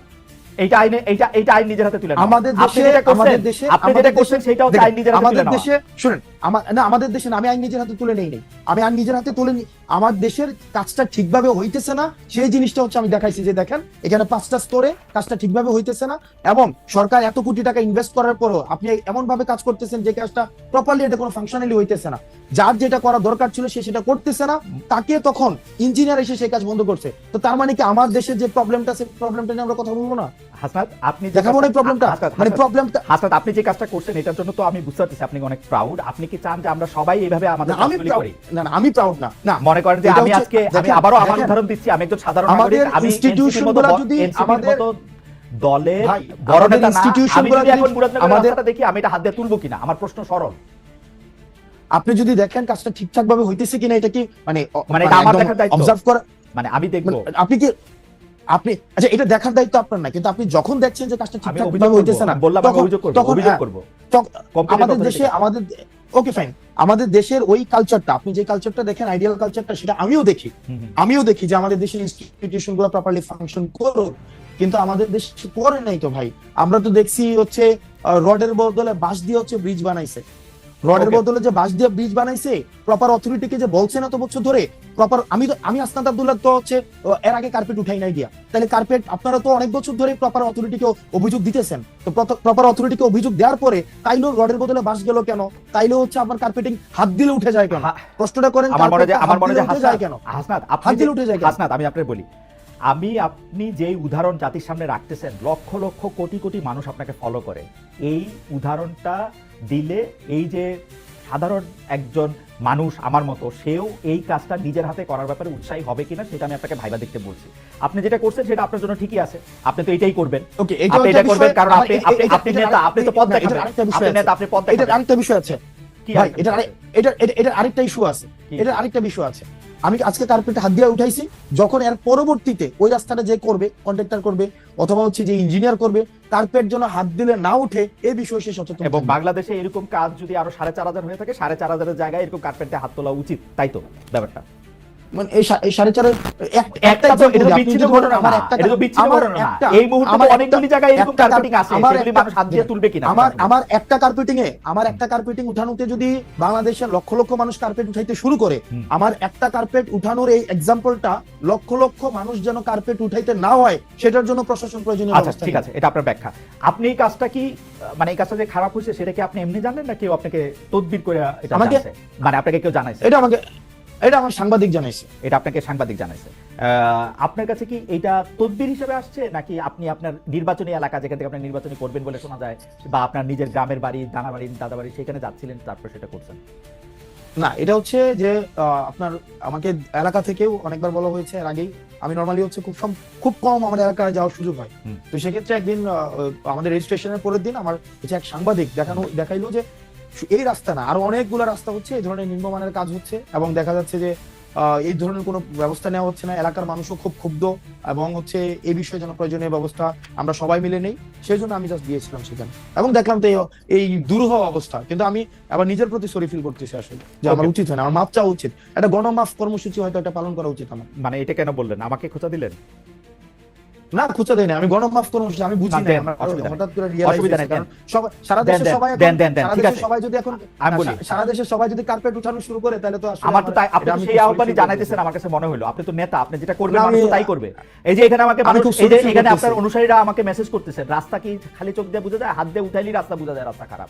দিস ইজ দ্য ওয়ে, আপনি খালিদ দিস ইজ ভাই, the way you are, Khalid ভাই, আপনারা no, পথ দেখাইতেছেন, না, এটা হচ্ছে খালিদ আমাদের ভাই, আলোর পথ।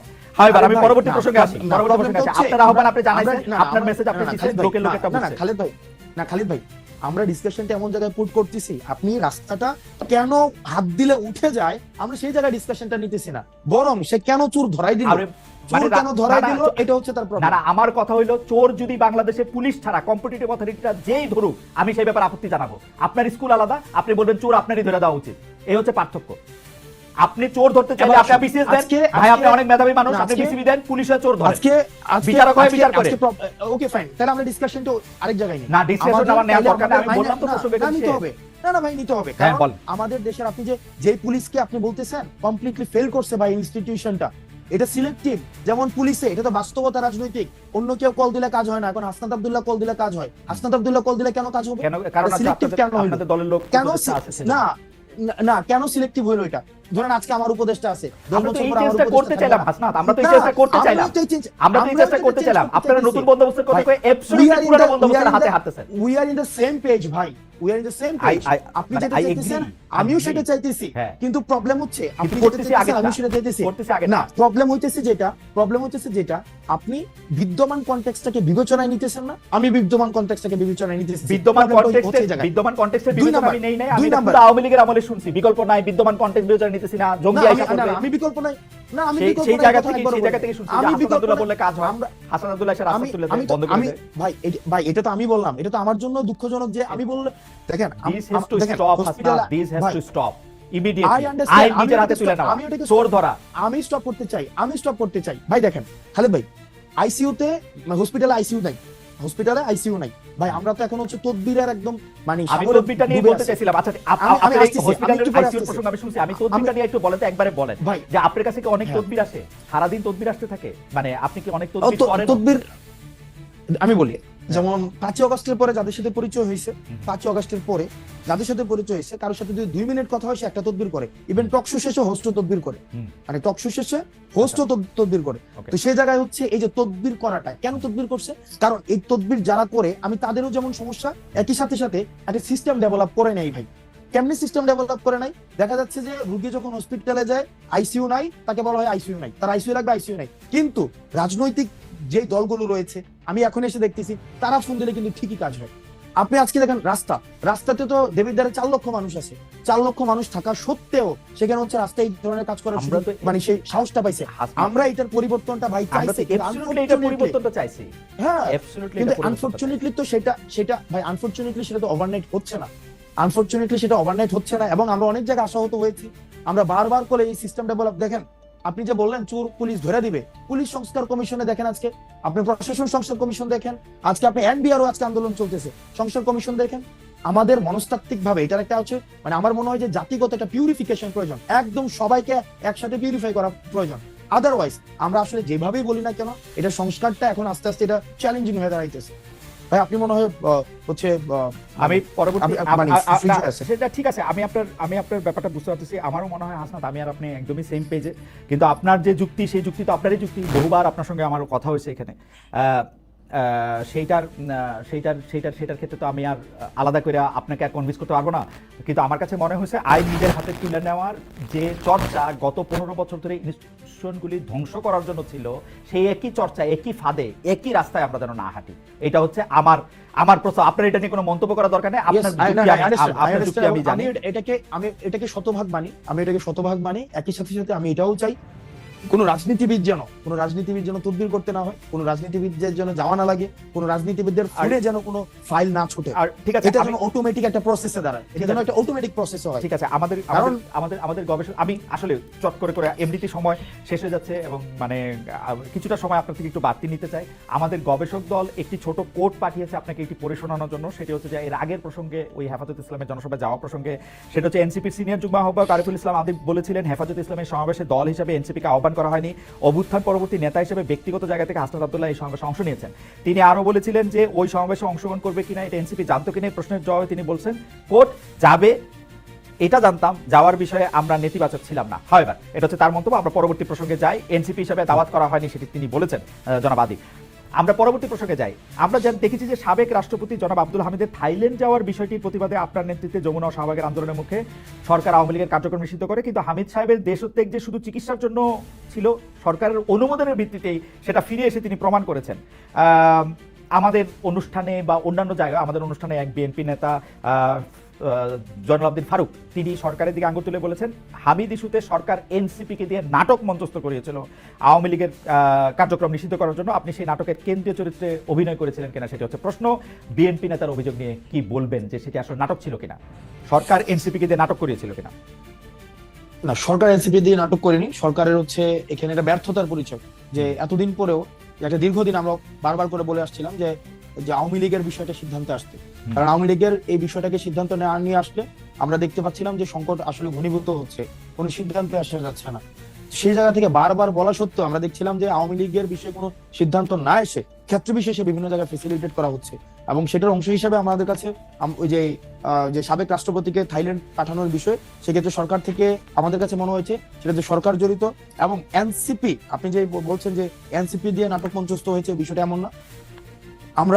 আমি বৈষম্যবিরোধী ছাত্র আন্দোলনের আহ্বায়ক ছিলাম, এবং এই গণঅভ্যুত্থানে আমরা সামনে থেকে যারা নেতৃত্ব দিয়েছে তাদের মধ্যে আমি একজন ছিলাম। সেক্ষেত্রে এনসিপি ছাড়াও আমার এই অভ্যুত্থানে একটা বিশেষ আমার একটা রোল রয়েছে, এবং এই ক্ষেত্রে আমার একটা বিশেষ একটা দায়িত্ব রয়েছে যে অভ্যুত্থান রিলেটেড এই ইস্যুগুলোতে অ্যাড্রেস করার ক্ষেত্রে শুরু থেকে, এটা বৈষম্যবিরোধী ছাত্র আন্দোলনে আমরা যখন ছিলাম তখন থেকে যে দাবিটা জানিয়ে আসছে, সেটার সাথে দেখলাম যে গভর্নমেন্ট কোনোভাবে কমপ্লাই করছে না, বরং গভর্নমেন্ট আওয়ামী লীগকে রিহ্যাবিলিটেট করার জন্য সেক্ষেত্রে আর্মি ইস্যু আছে, অ্যাডমিনিস্ট্রেশনের ইস্যু আছে, তারপর হচ্ছে আমরা দেখতে পাচ্ছি যে মনে হচ্ছে আওয়ামী লীগকে দেওয়া হচ্ছে। প্রায় আমরা এই কথাও শুনি যে ডিজিএফআই ও, মানে ওই দিন আমি একটা অনুষ্ঠানে দেখতেছিলাম, আপনাদের একজন নেতা বলতেছিলেন যে আমরা যে এত কষ্ট করে দল গঠন করার জন্য দিন রাত পরিশ্রম করছি, তখন হচ্ছে নির্বাচন কমিশনে ওই মানে নিবন্ধনের জন্য আপনারা কাজ করছিলেন খাটাখাটি। সেসব একটা ডিজিএফআই যদি আমাদের সঙ্গে থাকতো তাহলে আমাদের এত, বা ডিজিএফআই যদি আমাদেরকে চাইতে হতো। তো ডিজিএফআই তো হচ্ছে সরাসরি ডক্টর মোহাম্মদ ইউনূসের অধীনে, মানে ডক্টর মোহাম্মদ ইউনূসকে রিপোর্ট করে। তো ডিজিএফআই কি আপনাকে সাহায্য করছে? ডিজিএফআই কি আপনার কাজে ব্যাঘাত করতেছে? মানে কি মনে হয় আপনাদের?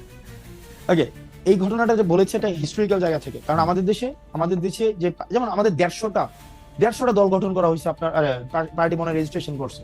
তো আমাদের দেশে ডিজিএফআই দিয়ে দল করা বা ডিজিএফআই নিজে দল করে দেওয়া, স্বপ্রণোদিত হয়ে, এবং রাজনৈতিক বিষয়ে ডিজিএফআই এর যেই আপনার হস্তক্ষেপ করা, এগুলো নতুন কিছুই না। এবং মানে উনি যেটা বলেছেন যে অতীতে রাজনৈতিক দলগুলো, অনেক রাজনৈতিক দল ডিজিএফআই দিয়ে হয়েছে, যদি আমরাও ডিজিএফআই দিয়ে দল হইতো তাইলে কাজটা অনেক সহজ হয়ে যেত, কিন্তু আমরা তো ডিজিএফআই এর দল না, বরং আমরা অর্গানিক ভাবে আমরা গ্রো করছি, সেক্ষেত্রে হয়তো সময় লাগছে। এই জিনিসটা বুঝাইতে হচ্ছে ডিজিএফআই কি আপনাদের কাজে ব্যাঘাত সৃষ্টি করতেছে কিনা, মানে আপনাদের এগেইনস্টে কিনা? দেখেন, ডিজিএফআই এগেইনস্টে কিনা, আমাদের মানে পার্টিকুলার এনসিপির এগেইনস্টে কিনা এই ধরনের আমি কোনো ধরনের মন্তব্য করতে চাই না, কিন্তু বরং ডিজিএফআই বা রাষ্ট্র আইন শৃঙ্খলা বাহিনী অনেক ক্ষেত্রে যেটি হয়েছে যে মিডিয়াকে নিয়ন্ত্রণ করা, তারপরে হচ্ছে রাজনীতিতে হস্তক্ষেপ করা, যেটা তাদের কাজের মধ্যে অংশ না, সেই জায়গাগুলো তারা এখনো পর্যন্ত অব্যাহত রেখেছে। মানে ডক্টর ইউনূসের ডিজিএফআই ও শেখ হাসিনার ডিজিএফআই এর মতোই আচরণ করতেছে। ডেফিনেটলি ওকে, মিডিয়া হস্তক্ষেপ করা হচ্ছে, নিউজ করানো হচ্ছে, এবং দেখা যাচ্ছে ডিজিএফ এর পত্রিকায় নিউজ করছে, কিছুক্ষণ পরে নামিয়ে তারপরে হচ্ছে আবার মেসেজ দিচ্ছে যে এটা হচ্ছে অনেস্ট মিস্টেক এবং এই ধরনের পুনরাবৃত্তি হবে না। এবং রাজনৈতিক বিভিন্ন ব্যক্তির সাথে আলোচনা করা, রাজনৈতিক বিভিন্ন ব্যক্তিকে নেগোসিয়েশনের প্রস্তাব দেওয়া, সিট নেগোসিয়েশনের প্রস্তাব দেওয়া, এই কাজগুলো তো এখন অব্যাহত এগুলি কেন করতেছে ডক্টর মোহাম্মদ ইউনূস? ডক্টর মোহাম্মদ ইউনূসের আমার কাছে মনে হচ্ছে যে, আমি ব্যক্তিগতভাবে মনে, এগুলো ডক্টর মোহাম্মদ ইউনূসের হচ্ছে অফকোর্স কমপ্লিট ফেইলিওর, এটা ফেইলিওর, এবং ইনস্টিটিউশনগুলো যে এখনো পর্যন্ত উনার খুব কবজায় নাই ডিজিএফআই। দেখেন, আপনি আমার মুখ থেকে আমি বলি, আপনি যেই জায়গায় আমাকে হচ্ছে নিতে যাচ্ছেন, আমি এই জায়গায় বলবো যে ডক্টর মোহাম্মদ ইউনূস যেভাবে পারফর্ম করা উচিত ছিল, ইনস্টিটিউশন গুলো যেভাবে হচ্ছে সংস্কার করা প্রয়োজন ছিল, উনার যতটা স্ট্রং হওয়া উচিত ছিল, আনফরচুনেটলি উনি সেটা হতে পারেননি এখনো পর্যন্ত। না, আমি আপনাকে কোনো জায়গায় নিতে চাইতেছি না, আমি বুঝতে চাইতেছি যে ধরেন যে ডিজিএফআই যখন রাজনৈতিক দলের পক্ষে বা বিপক্ষে কাজ করে বা রাজনৈতিকভাবে ব্যবহার করা হয়, আপনি তো জানেন খুব ভালো করে, আপনি খুবই মেধাবী তরুণ, যে গত 15 বছরে শেখ হাসিনা ডিজিএফআই কে একদম তার নিজের কারণে, মানে আমি কি আর বলবো, মানে ছোট বড় সকল কারণে ডিজিএফআই কে তিনি আসলে ব্যবহার করেছেন। না এবং না, আমাদের যেমন ছোট এবং আমাদেরকে তো সরকার প্রধানের সরাসরি হচ্ছে সরকার প্রধানের সরাসরি নিয়ন্ত্রণ এবং কর্তৃত্বে যেহেতু ডিজিএফআই থাকে, সেহেতু আপনারা এটা বুঝতে পারেন কিনা যে ডিজিএফআই যা কিছু করে সেটা আসলে ডক্টর মোহাম্মদ ইউনূসই করেন? না, মানে সেটা আমরা DJI বুঝতে পারি না। আমরা এটাই বুঝতে পারি যে হ্যাঁ। সব ক্ষেত্রে হ্যাঁ। আমরা এটা বুঝতে পারি, আমি ব্যক্তিগতভাবে এটা বুঝতে পারি, যেহেতু আমি ডিজিএফআই আর সার্ভিলিয়েন্সে দীর্ঘদিন ছিলাম এই অভ্যুত্থানকালীন সময়টাতে। তো সেক্ষেত্রে এটা বুঝতে পারি ডিজিএফআই এর স্টিল মানে যে সংস্কারের প্রয়োজন ছিল এবং অতীতের তাদের যেই অনেকগুলো কাজ ছিল, যে কাজগুলো জাতির জন্য একটা দীর্ঘমেয়াদী একটা নেতিবাচক একটা প্রভাব রেখে গিয়েছে, সেটির সংস্কারের জন্য সরকারের যে ধরনের পদক্ষেপ নেওয়া প্রয়োজন ছিল, সরকার এখনো পর্যন্ত সেই ধরনের পদক্ষেপ নেয়নি। এবং ক্ষেত্র বিশেষে এমন হয়েছে আমার একটু রাষ্ট্রের প্রত্যেকটা ইনস্টিটিউশনের প্রতি সরকারের যে পূর্ণাঙ্গ গ্রিপ থাকা প্রয়োজন ছিল, সেই গ্রিপ এখনো প্রতিষ্ঠিত হয়নি। আমার একটা ছোট্ট অভিজ্ঞতার কথা বলি। আমরা দেখেছি যে এই সরকারি প্রতিষ্ঠানগুলিকে ঐতিহাসিকভাবে সরকার প্রধানরা, এখন পর্যন্ত যারা সরকার প্রধান ছিলেন তাদের বেশিরভাগ সময়ে কুক্ষিগত করেছেন বা তাদের নিজের মতো করে ব্যবহার করেছেন। যেমন 9 বছর এরশাদ সাহেব যেভাবে দেশ চালিয়েছেন, প্রশাসনকে সাহেব কুক্ষিগত করেছেন, কিন্তু শাহাবুদ্দিন সাহেব এসে কিন্তু 3 থেকে 6 মাসের মধ্যে নির্বাচনে একটি পরিস্থিতি সৃষ্টি করেছেন এবং একটি সুষ্ঠু নির্বাচন দিয়েছেন। প্রশাসনের লোকরা কিন্তু সেই নির্বাচনকে প্রভাবিত করতে পারে নাই। একইভাবে 96 সালেও কিন্তু প্রশাসনের লোককে প্রভাবিত করা যায় নাই, 2001-এ যায় নাই, তারপরে তো যায় নাই। সেইটার ক্ষেত্রে এই সরকারের ক্ষেত্রে প্রশাসনকে এখনো গ্রিপে আনা কেন সম্ভব হচ্ছে না বলে আপনি মনে করেন? আসলে বারবার আমরা এটা শুনছি যে প্রশাসনে আওয়ামী লীগের লোক বসাই গেছে, পারতেছে না। 3 মাসে তো অন্যরা না, এক্ষেত্রে না, অন্যরা তো 3 মাসে এই ক্ষেত্রে হচ্ছে এই ক্ষেত্রে প্রশাসনের সদিচ্ছার ও না, 3 মাসে যদি অন্যরা পারতো তাহলে 96 যে ফেব্রুয়ারি যে ইলেকশন হয়েছে, ইলেকশন হচ্ছে টেম্পারিং হইতো না। এবং আমাদের অন্য সময় কেমনে রাখতে পারেন, এটা 3 মাস প্রশাসন ছিল। প্রশাসন এবং একই প্রশ্নে মানে দেখেন, প্রশাসন বিভিন্ন সময়ে শুধুমাত্র যে প্রশাসনের এই দ্বিচারিতামূলক আচরণ শুধুমাত্র আপনি আজকেই দেখছেন বিষয়টা তেমন না। প্রশাসনের দ্বিচারিতামূলক আচরণ আমি প্রশাসনকে দেখেছি, প্রশাসনের হেড যদি চোর না হয়, শেখ হাসিনাকে আমরা বলেছিলাম যে আপনি শুধু চেয়ারটা থেকে নেমে ইলেকশন দেন, আপনার সব পুলিশরা থাকুক। ওইটা দিতে উনি সাহস করে নাই, কারণ উনি জানতেন তারপর উনি হেঁটে যাবেন, চেয়ার থেকে নেমে গেলে উনি হেঁটে যাবেন। প্রশাসনের দ্বিচারিতামূলক আচরণ দেখেন, আপনি সংস্কার প্রস্তাবনা সেখানে দেওয়া হয়েছে। আপনি দেখেছেন যে সচিবালয়ে কি ধরনের অস্থিতিশীল পরিস্থিতি তৈরি করে রাখা হয়েছে। আজকে এনবিআরও যদি দেখেন, একটা সংস্কার প্রস্তাবনা দেওয়া হয়েছে, সেখানে হচ্ছে একটা অস্থিতিশীল পরিবেশ তৈরি করে রাখা হয়েছে। আমি কিন্তু আগে অ্যাকনোলেজ করে নিয়েছি যে ডক্টর মোহাম্মদ ইউনূস যেই আপনি প্রশাসনের হেড অবস্থায় যে ধরনের ওনার সব জায়গায় গ্রিপ থাকার প্রয়োজন ছিল বা সহযোগিতা ডাউনওয়ার্ডস যে একটা ওনাকে হেল্প করার প্রয়োজন ছিল, বা প্রশাসনের যে মনস্তত্ত্ব যে আমরা সরকারকে হেল্প করবো বা একটা ইনস্টিটিউশন গুলাকে স্ট্রেংথেন করার ক্ষেত্রে আমরা হেল্প করবো, সেক্ষেত্রে আমরা সব জায়গায় এই ডট গুলো একটা ডিসকানেকশন আমরা দেখতে পাচ্ছি। আমি সেখানে শুধুমাত্র ডক্টর মোহাম্মদ ইউনূস, শুধুমাত্র প্রশাসন, এখানে একটা মিউচুয়ালি একটা ডিসকানেক্টেড আমাদের কাছে মনে হচ্ছে। আমার কাছে মনে হয় যে আমি আমার অভিজ্ঞতায় দেখেছি যে সরকার চেঞ্জ হলেই প্রশাসকেরা রং পাল্টান, প্রশাসনের কর্মকর্তারা হয় তখন আড়ালে চলে যান বা ভীত থাকেন। প্রশাসনের কর্মকর্তারা কোনো আদর্শের রাজনীতি কখনো করেন না, এবং আওয়ামী লীগ বা বিএনপি কেউ আদর্শের দল হিসাবে তাদেরকে সামনে রেখে এটি করেছেন তারা কেউ করে নাই। যেই তারা চেয়ার থেকে সরে যান তারা কিন্তু তাদের দলের লোক হয়ে পড়েন, একদম অ্যাবসলিউটলি। ডক্টর মোহাম্মদ ইউনূস প্রশাসনকে পূর্ণাঙ্গ রূপে উনি পরিচালনা করতে এখনো পর্যন্ত পরিচালিত করতে পারেনি। সেটি আমার কাছে মনে হয় যে উনি এসে বিচার করার প্রয়োজন ছিল, এবং প্রশাসনে যারা দীর্ঘ একটা সময়ে এই ধরনের আওয়ামী লীগের অন্যায্যতা, আওয়ামী লীগের হচ্ছে যত ধরনের অপরাধকে পৃষ্ঠপোষকতা দিয়েছিল, তাদের দৃষ্টান্তমূলক শাস্তি নিশ্চিত ছিল, তাহলে সেটির ক্ষেত্রে অনেকটাই সহজ হতো পূর্ণাঙ্গ হচ্ছে আমাদের সংস্কার কার্যক্রমকে আপনার হচ্ছে সহজ করা। সেক্ষেত্রে আমরা দেখেছি যে উনি অনেকটাই মানে উনি যে আমার থিসিসটা একটু মনে রাখেন, আপনার যারা সমর্থক আছেন তারাও প্রচুর পরিমাণে যে হাসিনা তাদের লোক বসিয়ে গেছিল প্রশাসনে। আমি বলতেছি দায়িত্ব নিয়ে হাসিনার বসানো লোকগুলি প্রশাসনে এখন খুবই দুর্বল, কোনটা দেশ ছেড়ে পালাইছে, এবং যারা আছে তাদেরও কোনো রকম কোনো সাহস নাই। সুতরাং এই জুজুর ভয় আর দেখানো যাবে না, পাওয়াও যাবে না। আমি পরবর্তী প্রশ্নে আসি। নাই, একজনও নাই। আমি খোঁজ নিয়ে বলতেছি, জেনে বলতেছি, হাসিনার লোক একজনও নাই প্রশাসনে। এখনো আছে ভাই। আচ্ছা, মানে এখনো আছে। ঠিক আছে। আপনাদের এই থাকাটা সরকারের ব্যর্থতা অবশ্যই। আমি একটা কথায় আসি যে জুলাই ঘোষণাপত্র, জুলাই সনদ কিছু এখনো হয়নি। আপনারা নিজেরাই যখন জুলাই ঘোষণাপত্র প্রকাশের উদ্যোগ নিয়েছিলেন, সরকার তখন আপনাদের থামিয়ে দায়িত্ব দিতে সর্বশেষে আইন উপদেষ্টা বলেছিলেন যে 30 কর্মদিবসের মধ্যে ঘোষণাপত্র চূড়ান্ত হবে। আপনারা কি জানেন যে এটা আসলে এখন কোন অবস্থায় আছে? আমাদের আজকে হচ্ছে 30 কর্মদিবসের শেষ দিন। আজকেই আমরা হচ্ছে 31শে ডিসেম্বর যখন করতে যাই, তখনও সরকার আমাদেরকে বলেছেন যে ঐকমত্যের ভিত্তিতে হবে, এবং পরবর্তীতে আমরা যখন আন্দোলন করি তখন আমাদেরকে বলা হয়েছে 30 কর্মদিবসের মধ্যে হবে। আজকে পর্যন্ত সেটি হয়নি, এবং এটি একটি মানে সরকার হচ্ছে এইভাবে কমিটমেন্ট দিয়ে কমিটমেন্ট ব্রেক করা, এটা সরকার তো একটা ইনস্টিটিউশন থেকে এই ধরনের আচরণ অপ্রত্যাশিত। এবং এটি নিয়ে আমাদের পরবর্তী কার্যক্রম সেটা হচ্ছে আমরা আজকেই আপনার মিটিং শেষে আমরা আলোচনা করি, তারপরে হচ্ছে আমরা সিদ্ধান্ত নেব। জনাব মোহাম্মদ মোস্তফা আমাদের একজন দর্শক, তিনি বলছেন যেটাকে হাসনাত আব্দুল্লাহ নাগরিক দায়িত্ব বলছেন, সেটাকে সাংবাদিক সাহেব আইন নিজের হাতে তুলে নিয়েছে বলছেন। আমি সাংবাদিককে বলতে চাই, হাসনাত আব্দুল্লাহ যা করেছে সত্যি কি সেটা আইন নিজের হাতে তুলে নেওয়া বলে? আমার মতে বলে। এখন আপনারা অনেকেই বলতেছেন বলে না, তাহলে আর কি আর করা যাবে? ফাইন, আমি পরবর্তী প্রসঙ্গে আসি। 5 আগস্টকে জুলাই গণ অভ্যুত্থান দিবস ঘোষণা করেছে অন্তর্বর্তী সরকার, আর অন্তর্বর্তী সরকার গঠনের দিন 8 আগস্টকে নতুন বাংলাদেশ দিবস হিসেবে গ্রহণ করেছে। এটা আজকের ঘটনা। 16 জুলাইকে শহীদ আবু সাইদ দিবস ঘোষণা করা হয়েছে। আপনি 8 আগস্টকে এই সরকারের নতুন বাংলাদেশ ঘোষণা হিসেবে মানতে নারাজ। 5 আগস্টকে নতুন বাংলাদেশ দিবস করার দাবি করেছেন আপনি ফেসবুকে। সাদিকুর রহমান খান সাহেবের ফেসবুক পোস্ট শেয়ার করেছেন, যেখানে 8 আগস্ট জুলাই বিপ্লবদের পরাজয় দিবস বলেছেন তিনি। এই সরকারের প্রতি আপনার এত হতাশা কেন? যদি একটু বলতেন, বা এই 3টা বিষয় নিয়ে একটু কথা বলতেন। কারণ দেখেন, এই সরকার হচ্ছে যে পরিমাণ মানুষের ম্যান্ডেট নিয়ে এসেছিল, এবং এই সরকারের কিছু স্পেসিফিক টাস্ক ছিল। এই সরকার মানে রেভলিউশনারি হওয়া উচিত ছিল, প্রোঅ্যাক্টিভ হওয়া উচিত ছিল। সেই জায়গায় দেখলাম এই সরকারটা একটা ব্যুরোক্রেটিক ধাঁচের হয়েছে, এবং আমার কাছে অনেক ক্ষেত্রে মনে হয়েছে প্রায়োরিটি সেট করার ক্ষেত্রে এই সরকার অনেক বেশি ভুল করেছে। এই সরকারের প্রথম এবং প্রধান প্রায়োরিটি হওয়া উচিত ছিল, যেমন কিছুদিন পরে অগাস্ট এসে যাচ্ছে, কিন্তু এখনো পর্যন্ত আমরা যদি দেখি আহতদের এখনো পর্যন্ত সুচিকিৎসা নিশ্চিত করা যায় নাই। স্বাস্থ্য মন্ত্রণালয় এমন একজন উপদেষ্টা উনি এসছেন প্রপারলি ডিসফাংশনাল, এখনো পর্যন্ত উনাকে সাপোর্ট দেওয়ার জন্য আবার একজন সাব অ্যাডভাইজার নিয়ে আসা হয়েছে, যেটা ছিল নিষ্প্রয়োজন।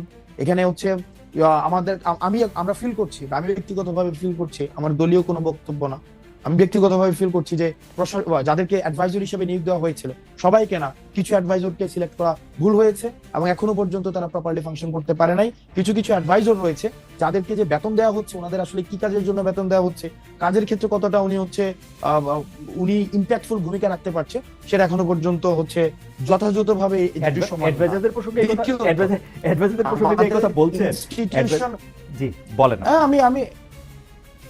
আমি এবং ইনস্টিটিউশনগুলো, রাষ্ট্রের যে ইনস্টিটিউশনগুলো, এগুলো সংস্কার হওয়া প্রয়োজন ছিল। যে ইনস্টিটিউশনগুলো সংস্কার হলে আর হাসনাত আব্দুল্লাহকে গিয়ে হচ্ছে রাস্তা থেকে হচ্ছে ওই আপনার পিচ উঠাইতে হইতো না।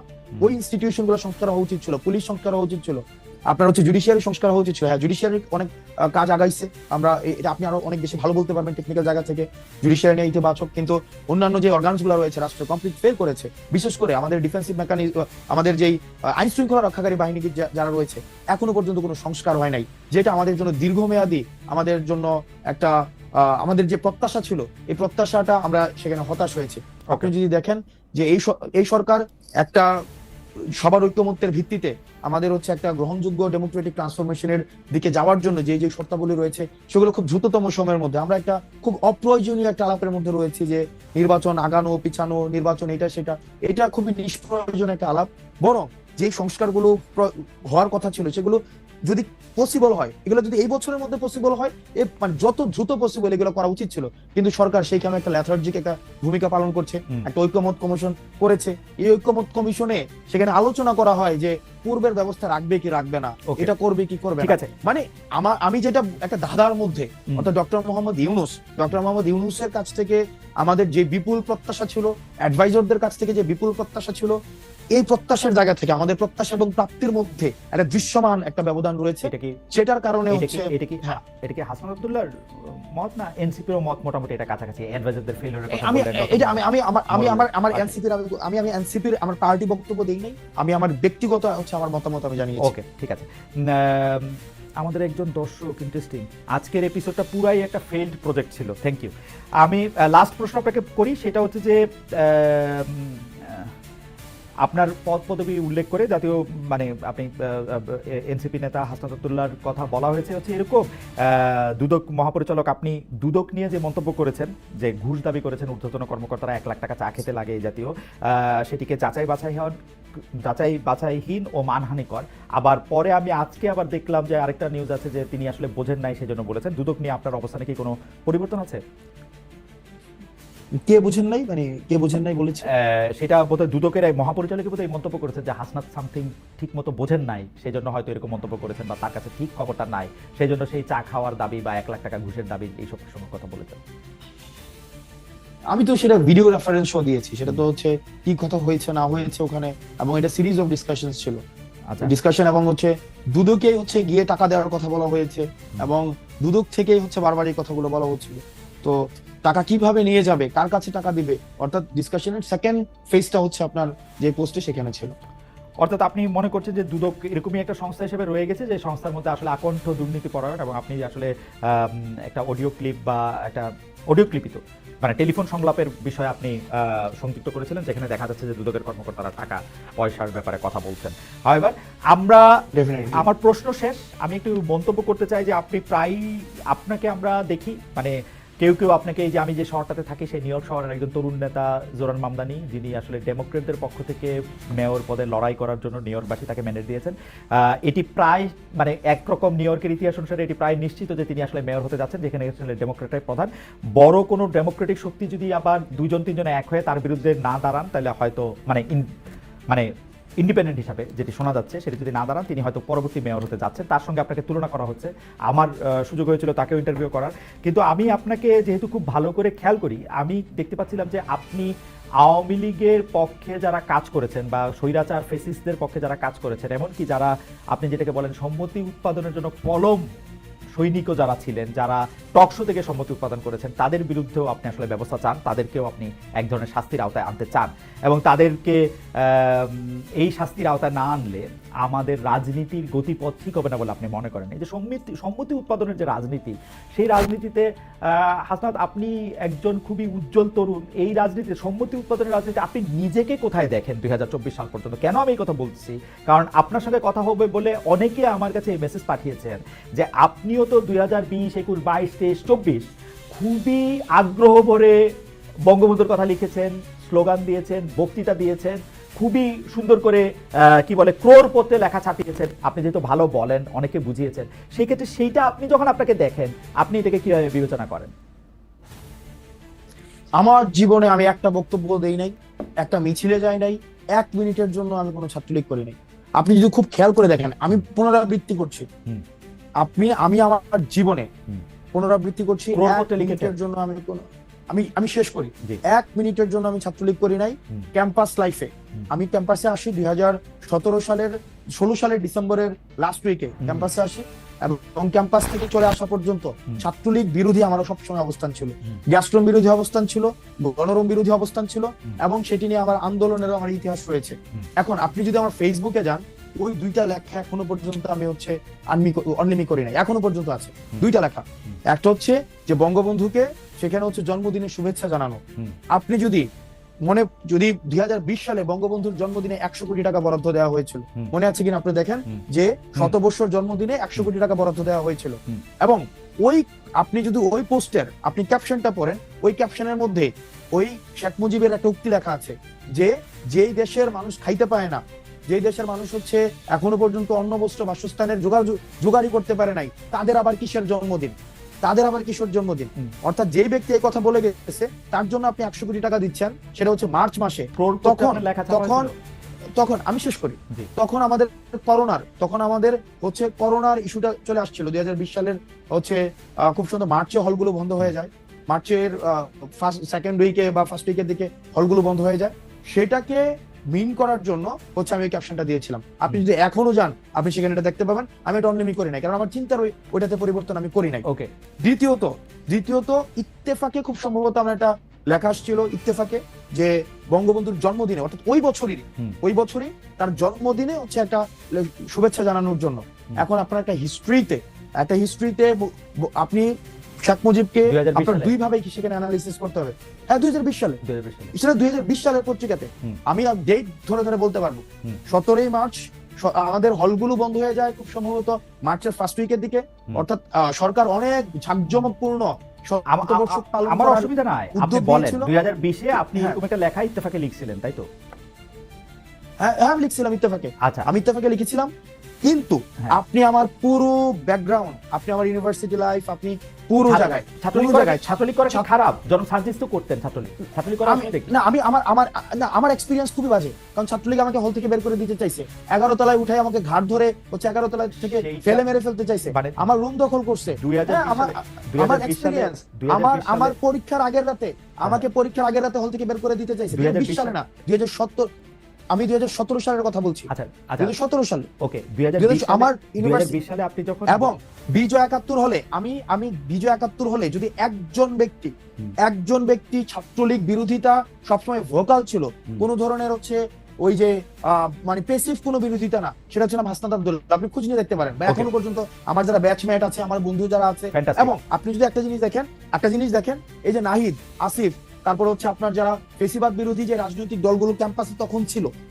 ছিল গণ অধিকার পরিষদ, নূর ভাইরা যারা ছিল, রাশেদ ভাইরা ছিল, আমার সাথে কিন্তু সম্পর্ক এমন না যে এই অভ্যুত্থানের পরে আমরা তখন থেকেই আকরাম, না, না, আমার আমরা কোনো problem তখন নেই কিন্তু। থেকেই, মানে হ্যাঁ, তাহলে আপনি 2020 থেকে 24 সাল- হ্যাঁ। না 2020 থেকে না, তখন থেকে ইউনিভার্সিটি ফার্স্ট ইয়ার থেকে হুম।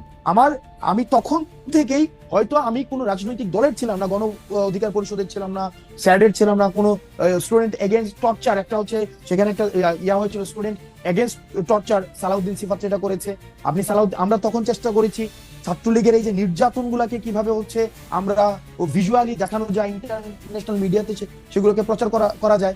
এটা ট্রু যে আমি কোনো পার্টিজান পলিটিক্স করি নাই, কিন্তু পুরা সময়টা হচ্ছে এই ছাত্রলীগ বিরোধী আমার অবস্থান ছিল।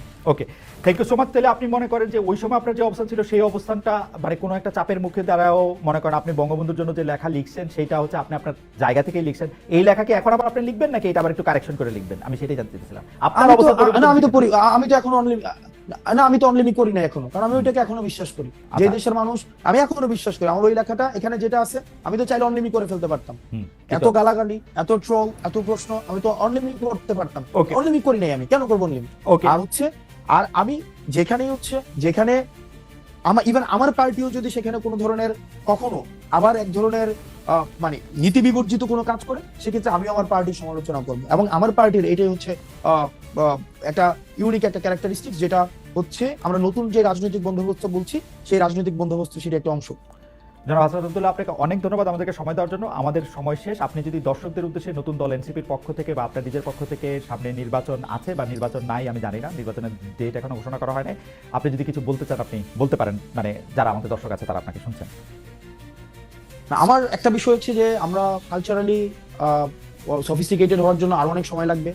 সেই জায়গা থেকে আপনি যেটাকে আইন নিজের হাতে তুলে ধরা বলছেন, সেটাকে আমি এখনো পর্যন্ত আমি সচেতনতা বলবো, কারণ একটা মানুষ বিষ খেয়ে মারা যাচ্ছে, আমি সেক্ষেত্রে আমার প্রথম এবং প্রধান কাজ হচ্ছে তাকে সেখান থেকে বাঁচানো। একটা মানুষ ছাদ থেকে লাফ দিয়ে পড়ে যাচ্ছে, আমি সেটা একটা বিষ খাওয়ার মতো।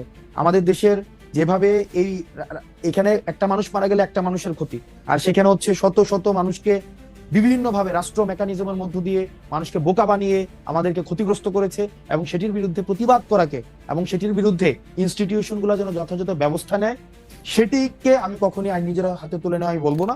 আমি বরং বলবো যে মানুষ যেন এই রাষ্ট্রীয় ইনস্টিটিউশনগুলো যেন প্রপারলি ফাংশন করতে পারে, সেটির জন্য মানুষের আরো বেশি সচেতন হওয়া উচিত। জনাব হাসনাত আব্দুল্লাহ, আপনাকে অনেক ধন্যবাদ। অনেক দর্শক আমাদের সঙ্গে ছিলেন, বেশিরভাগই আপনার বক্তব্যকে সমর্থন করেছেন যারা আজকে এখানে ছিলেন।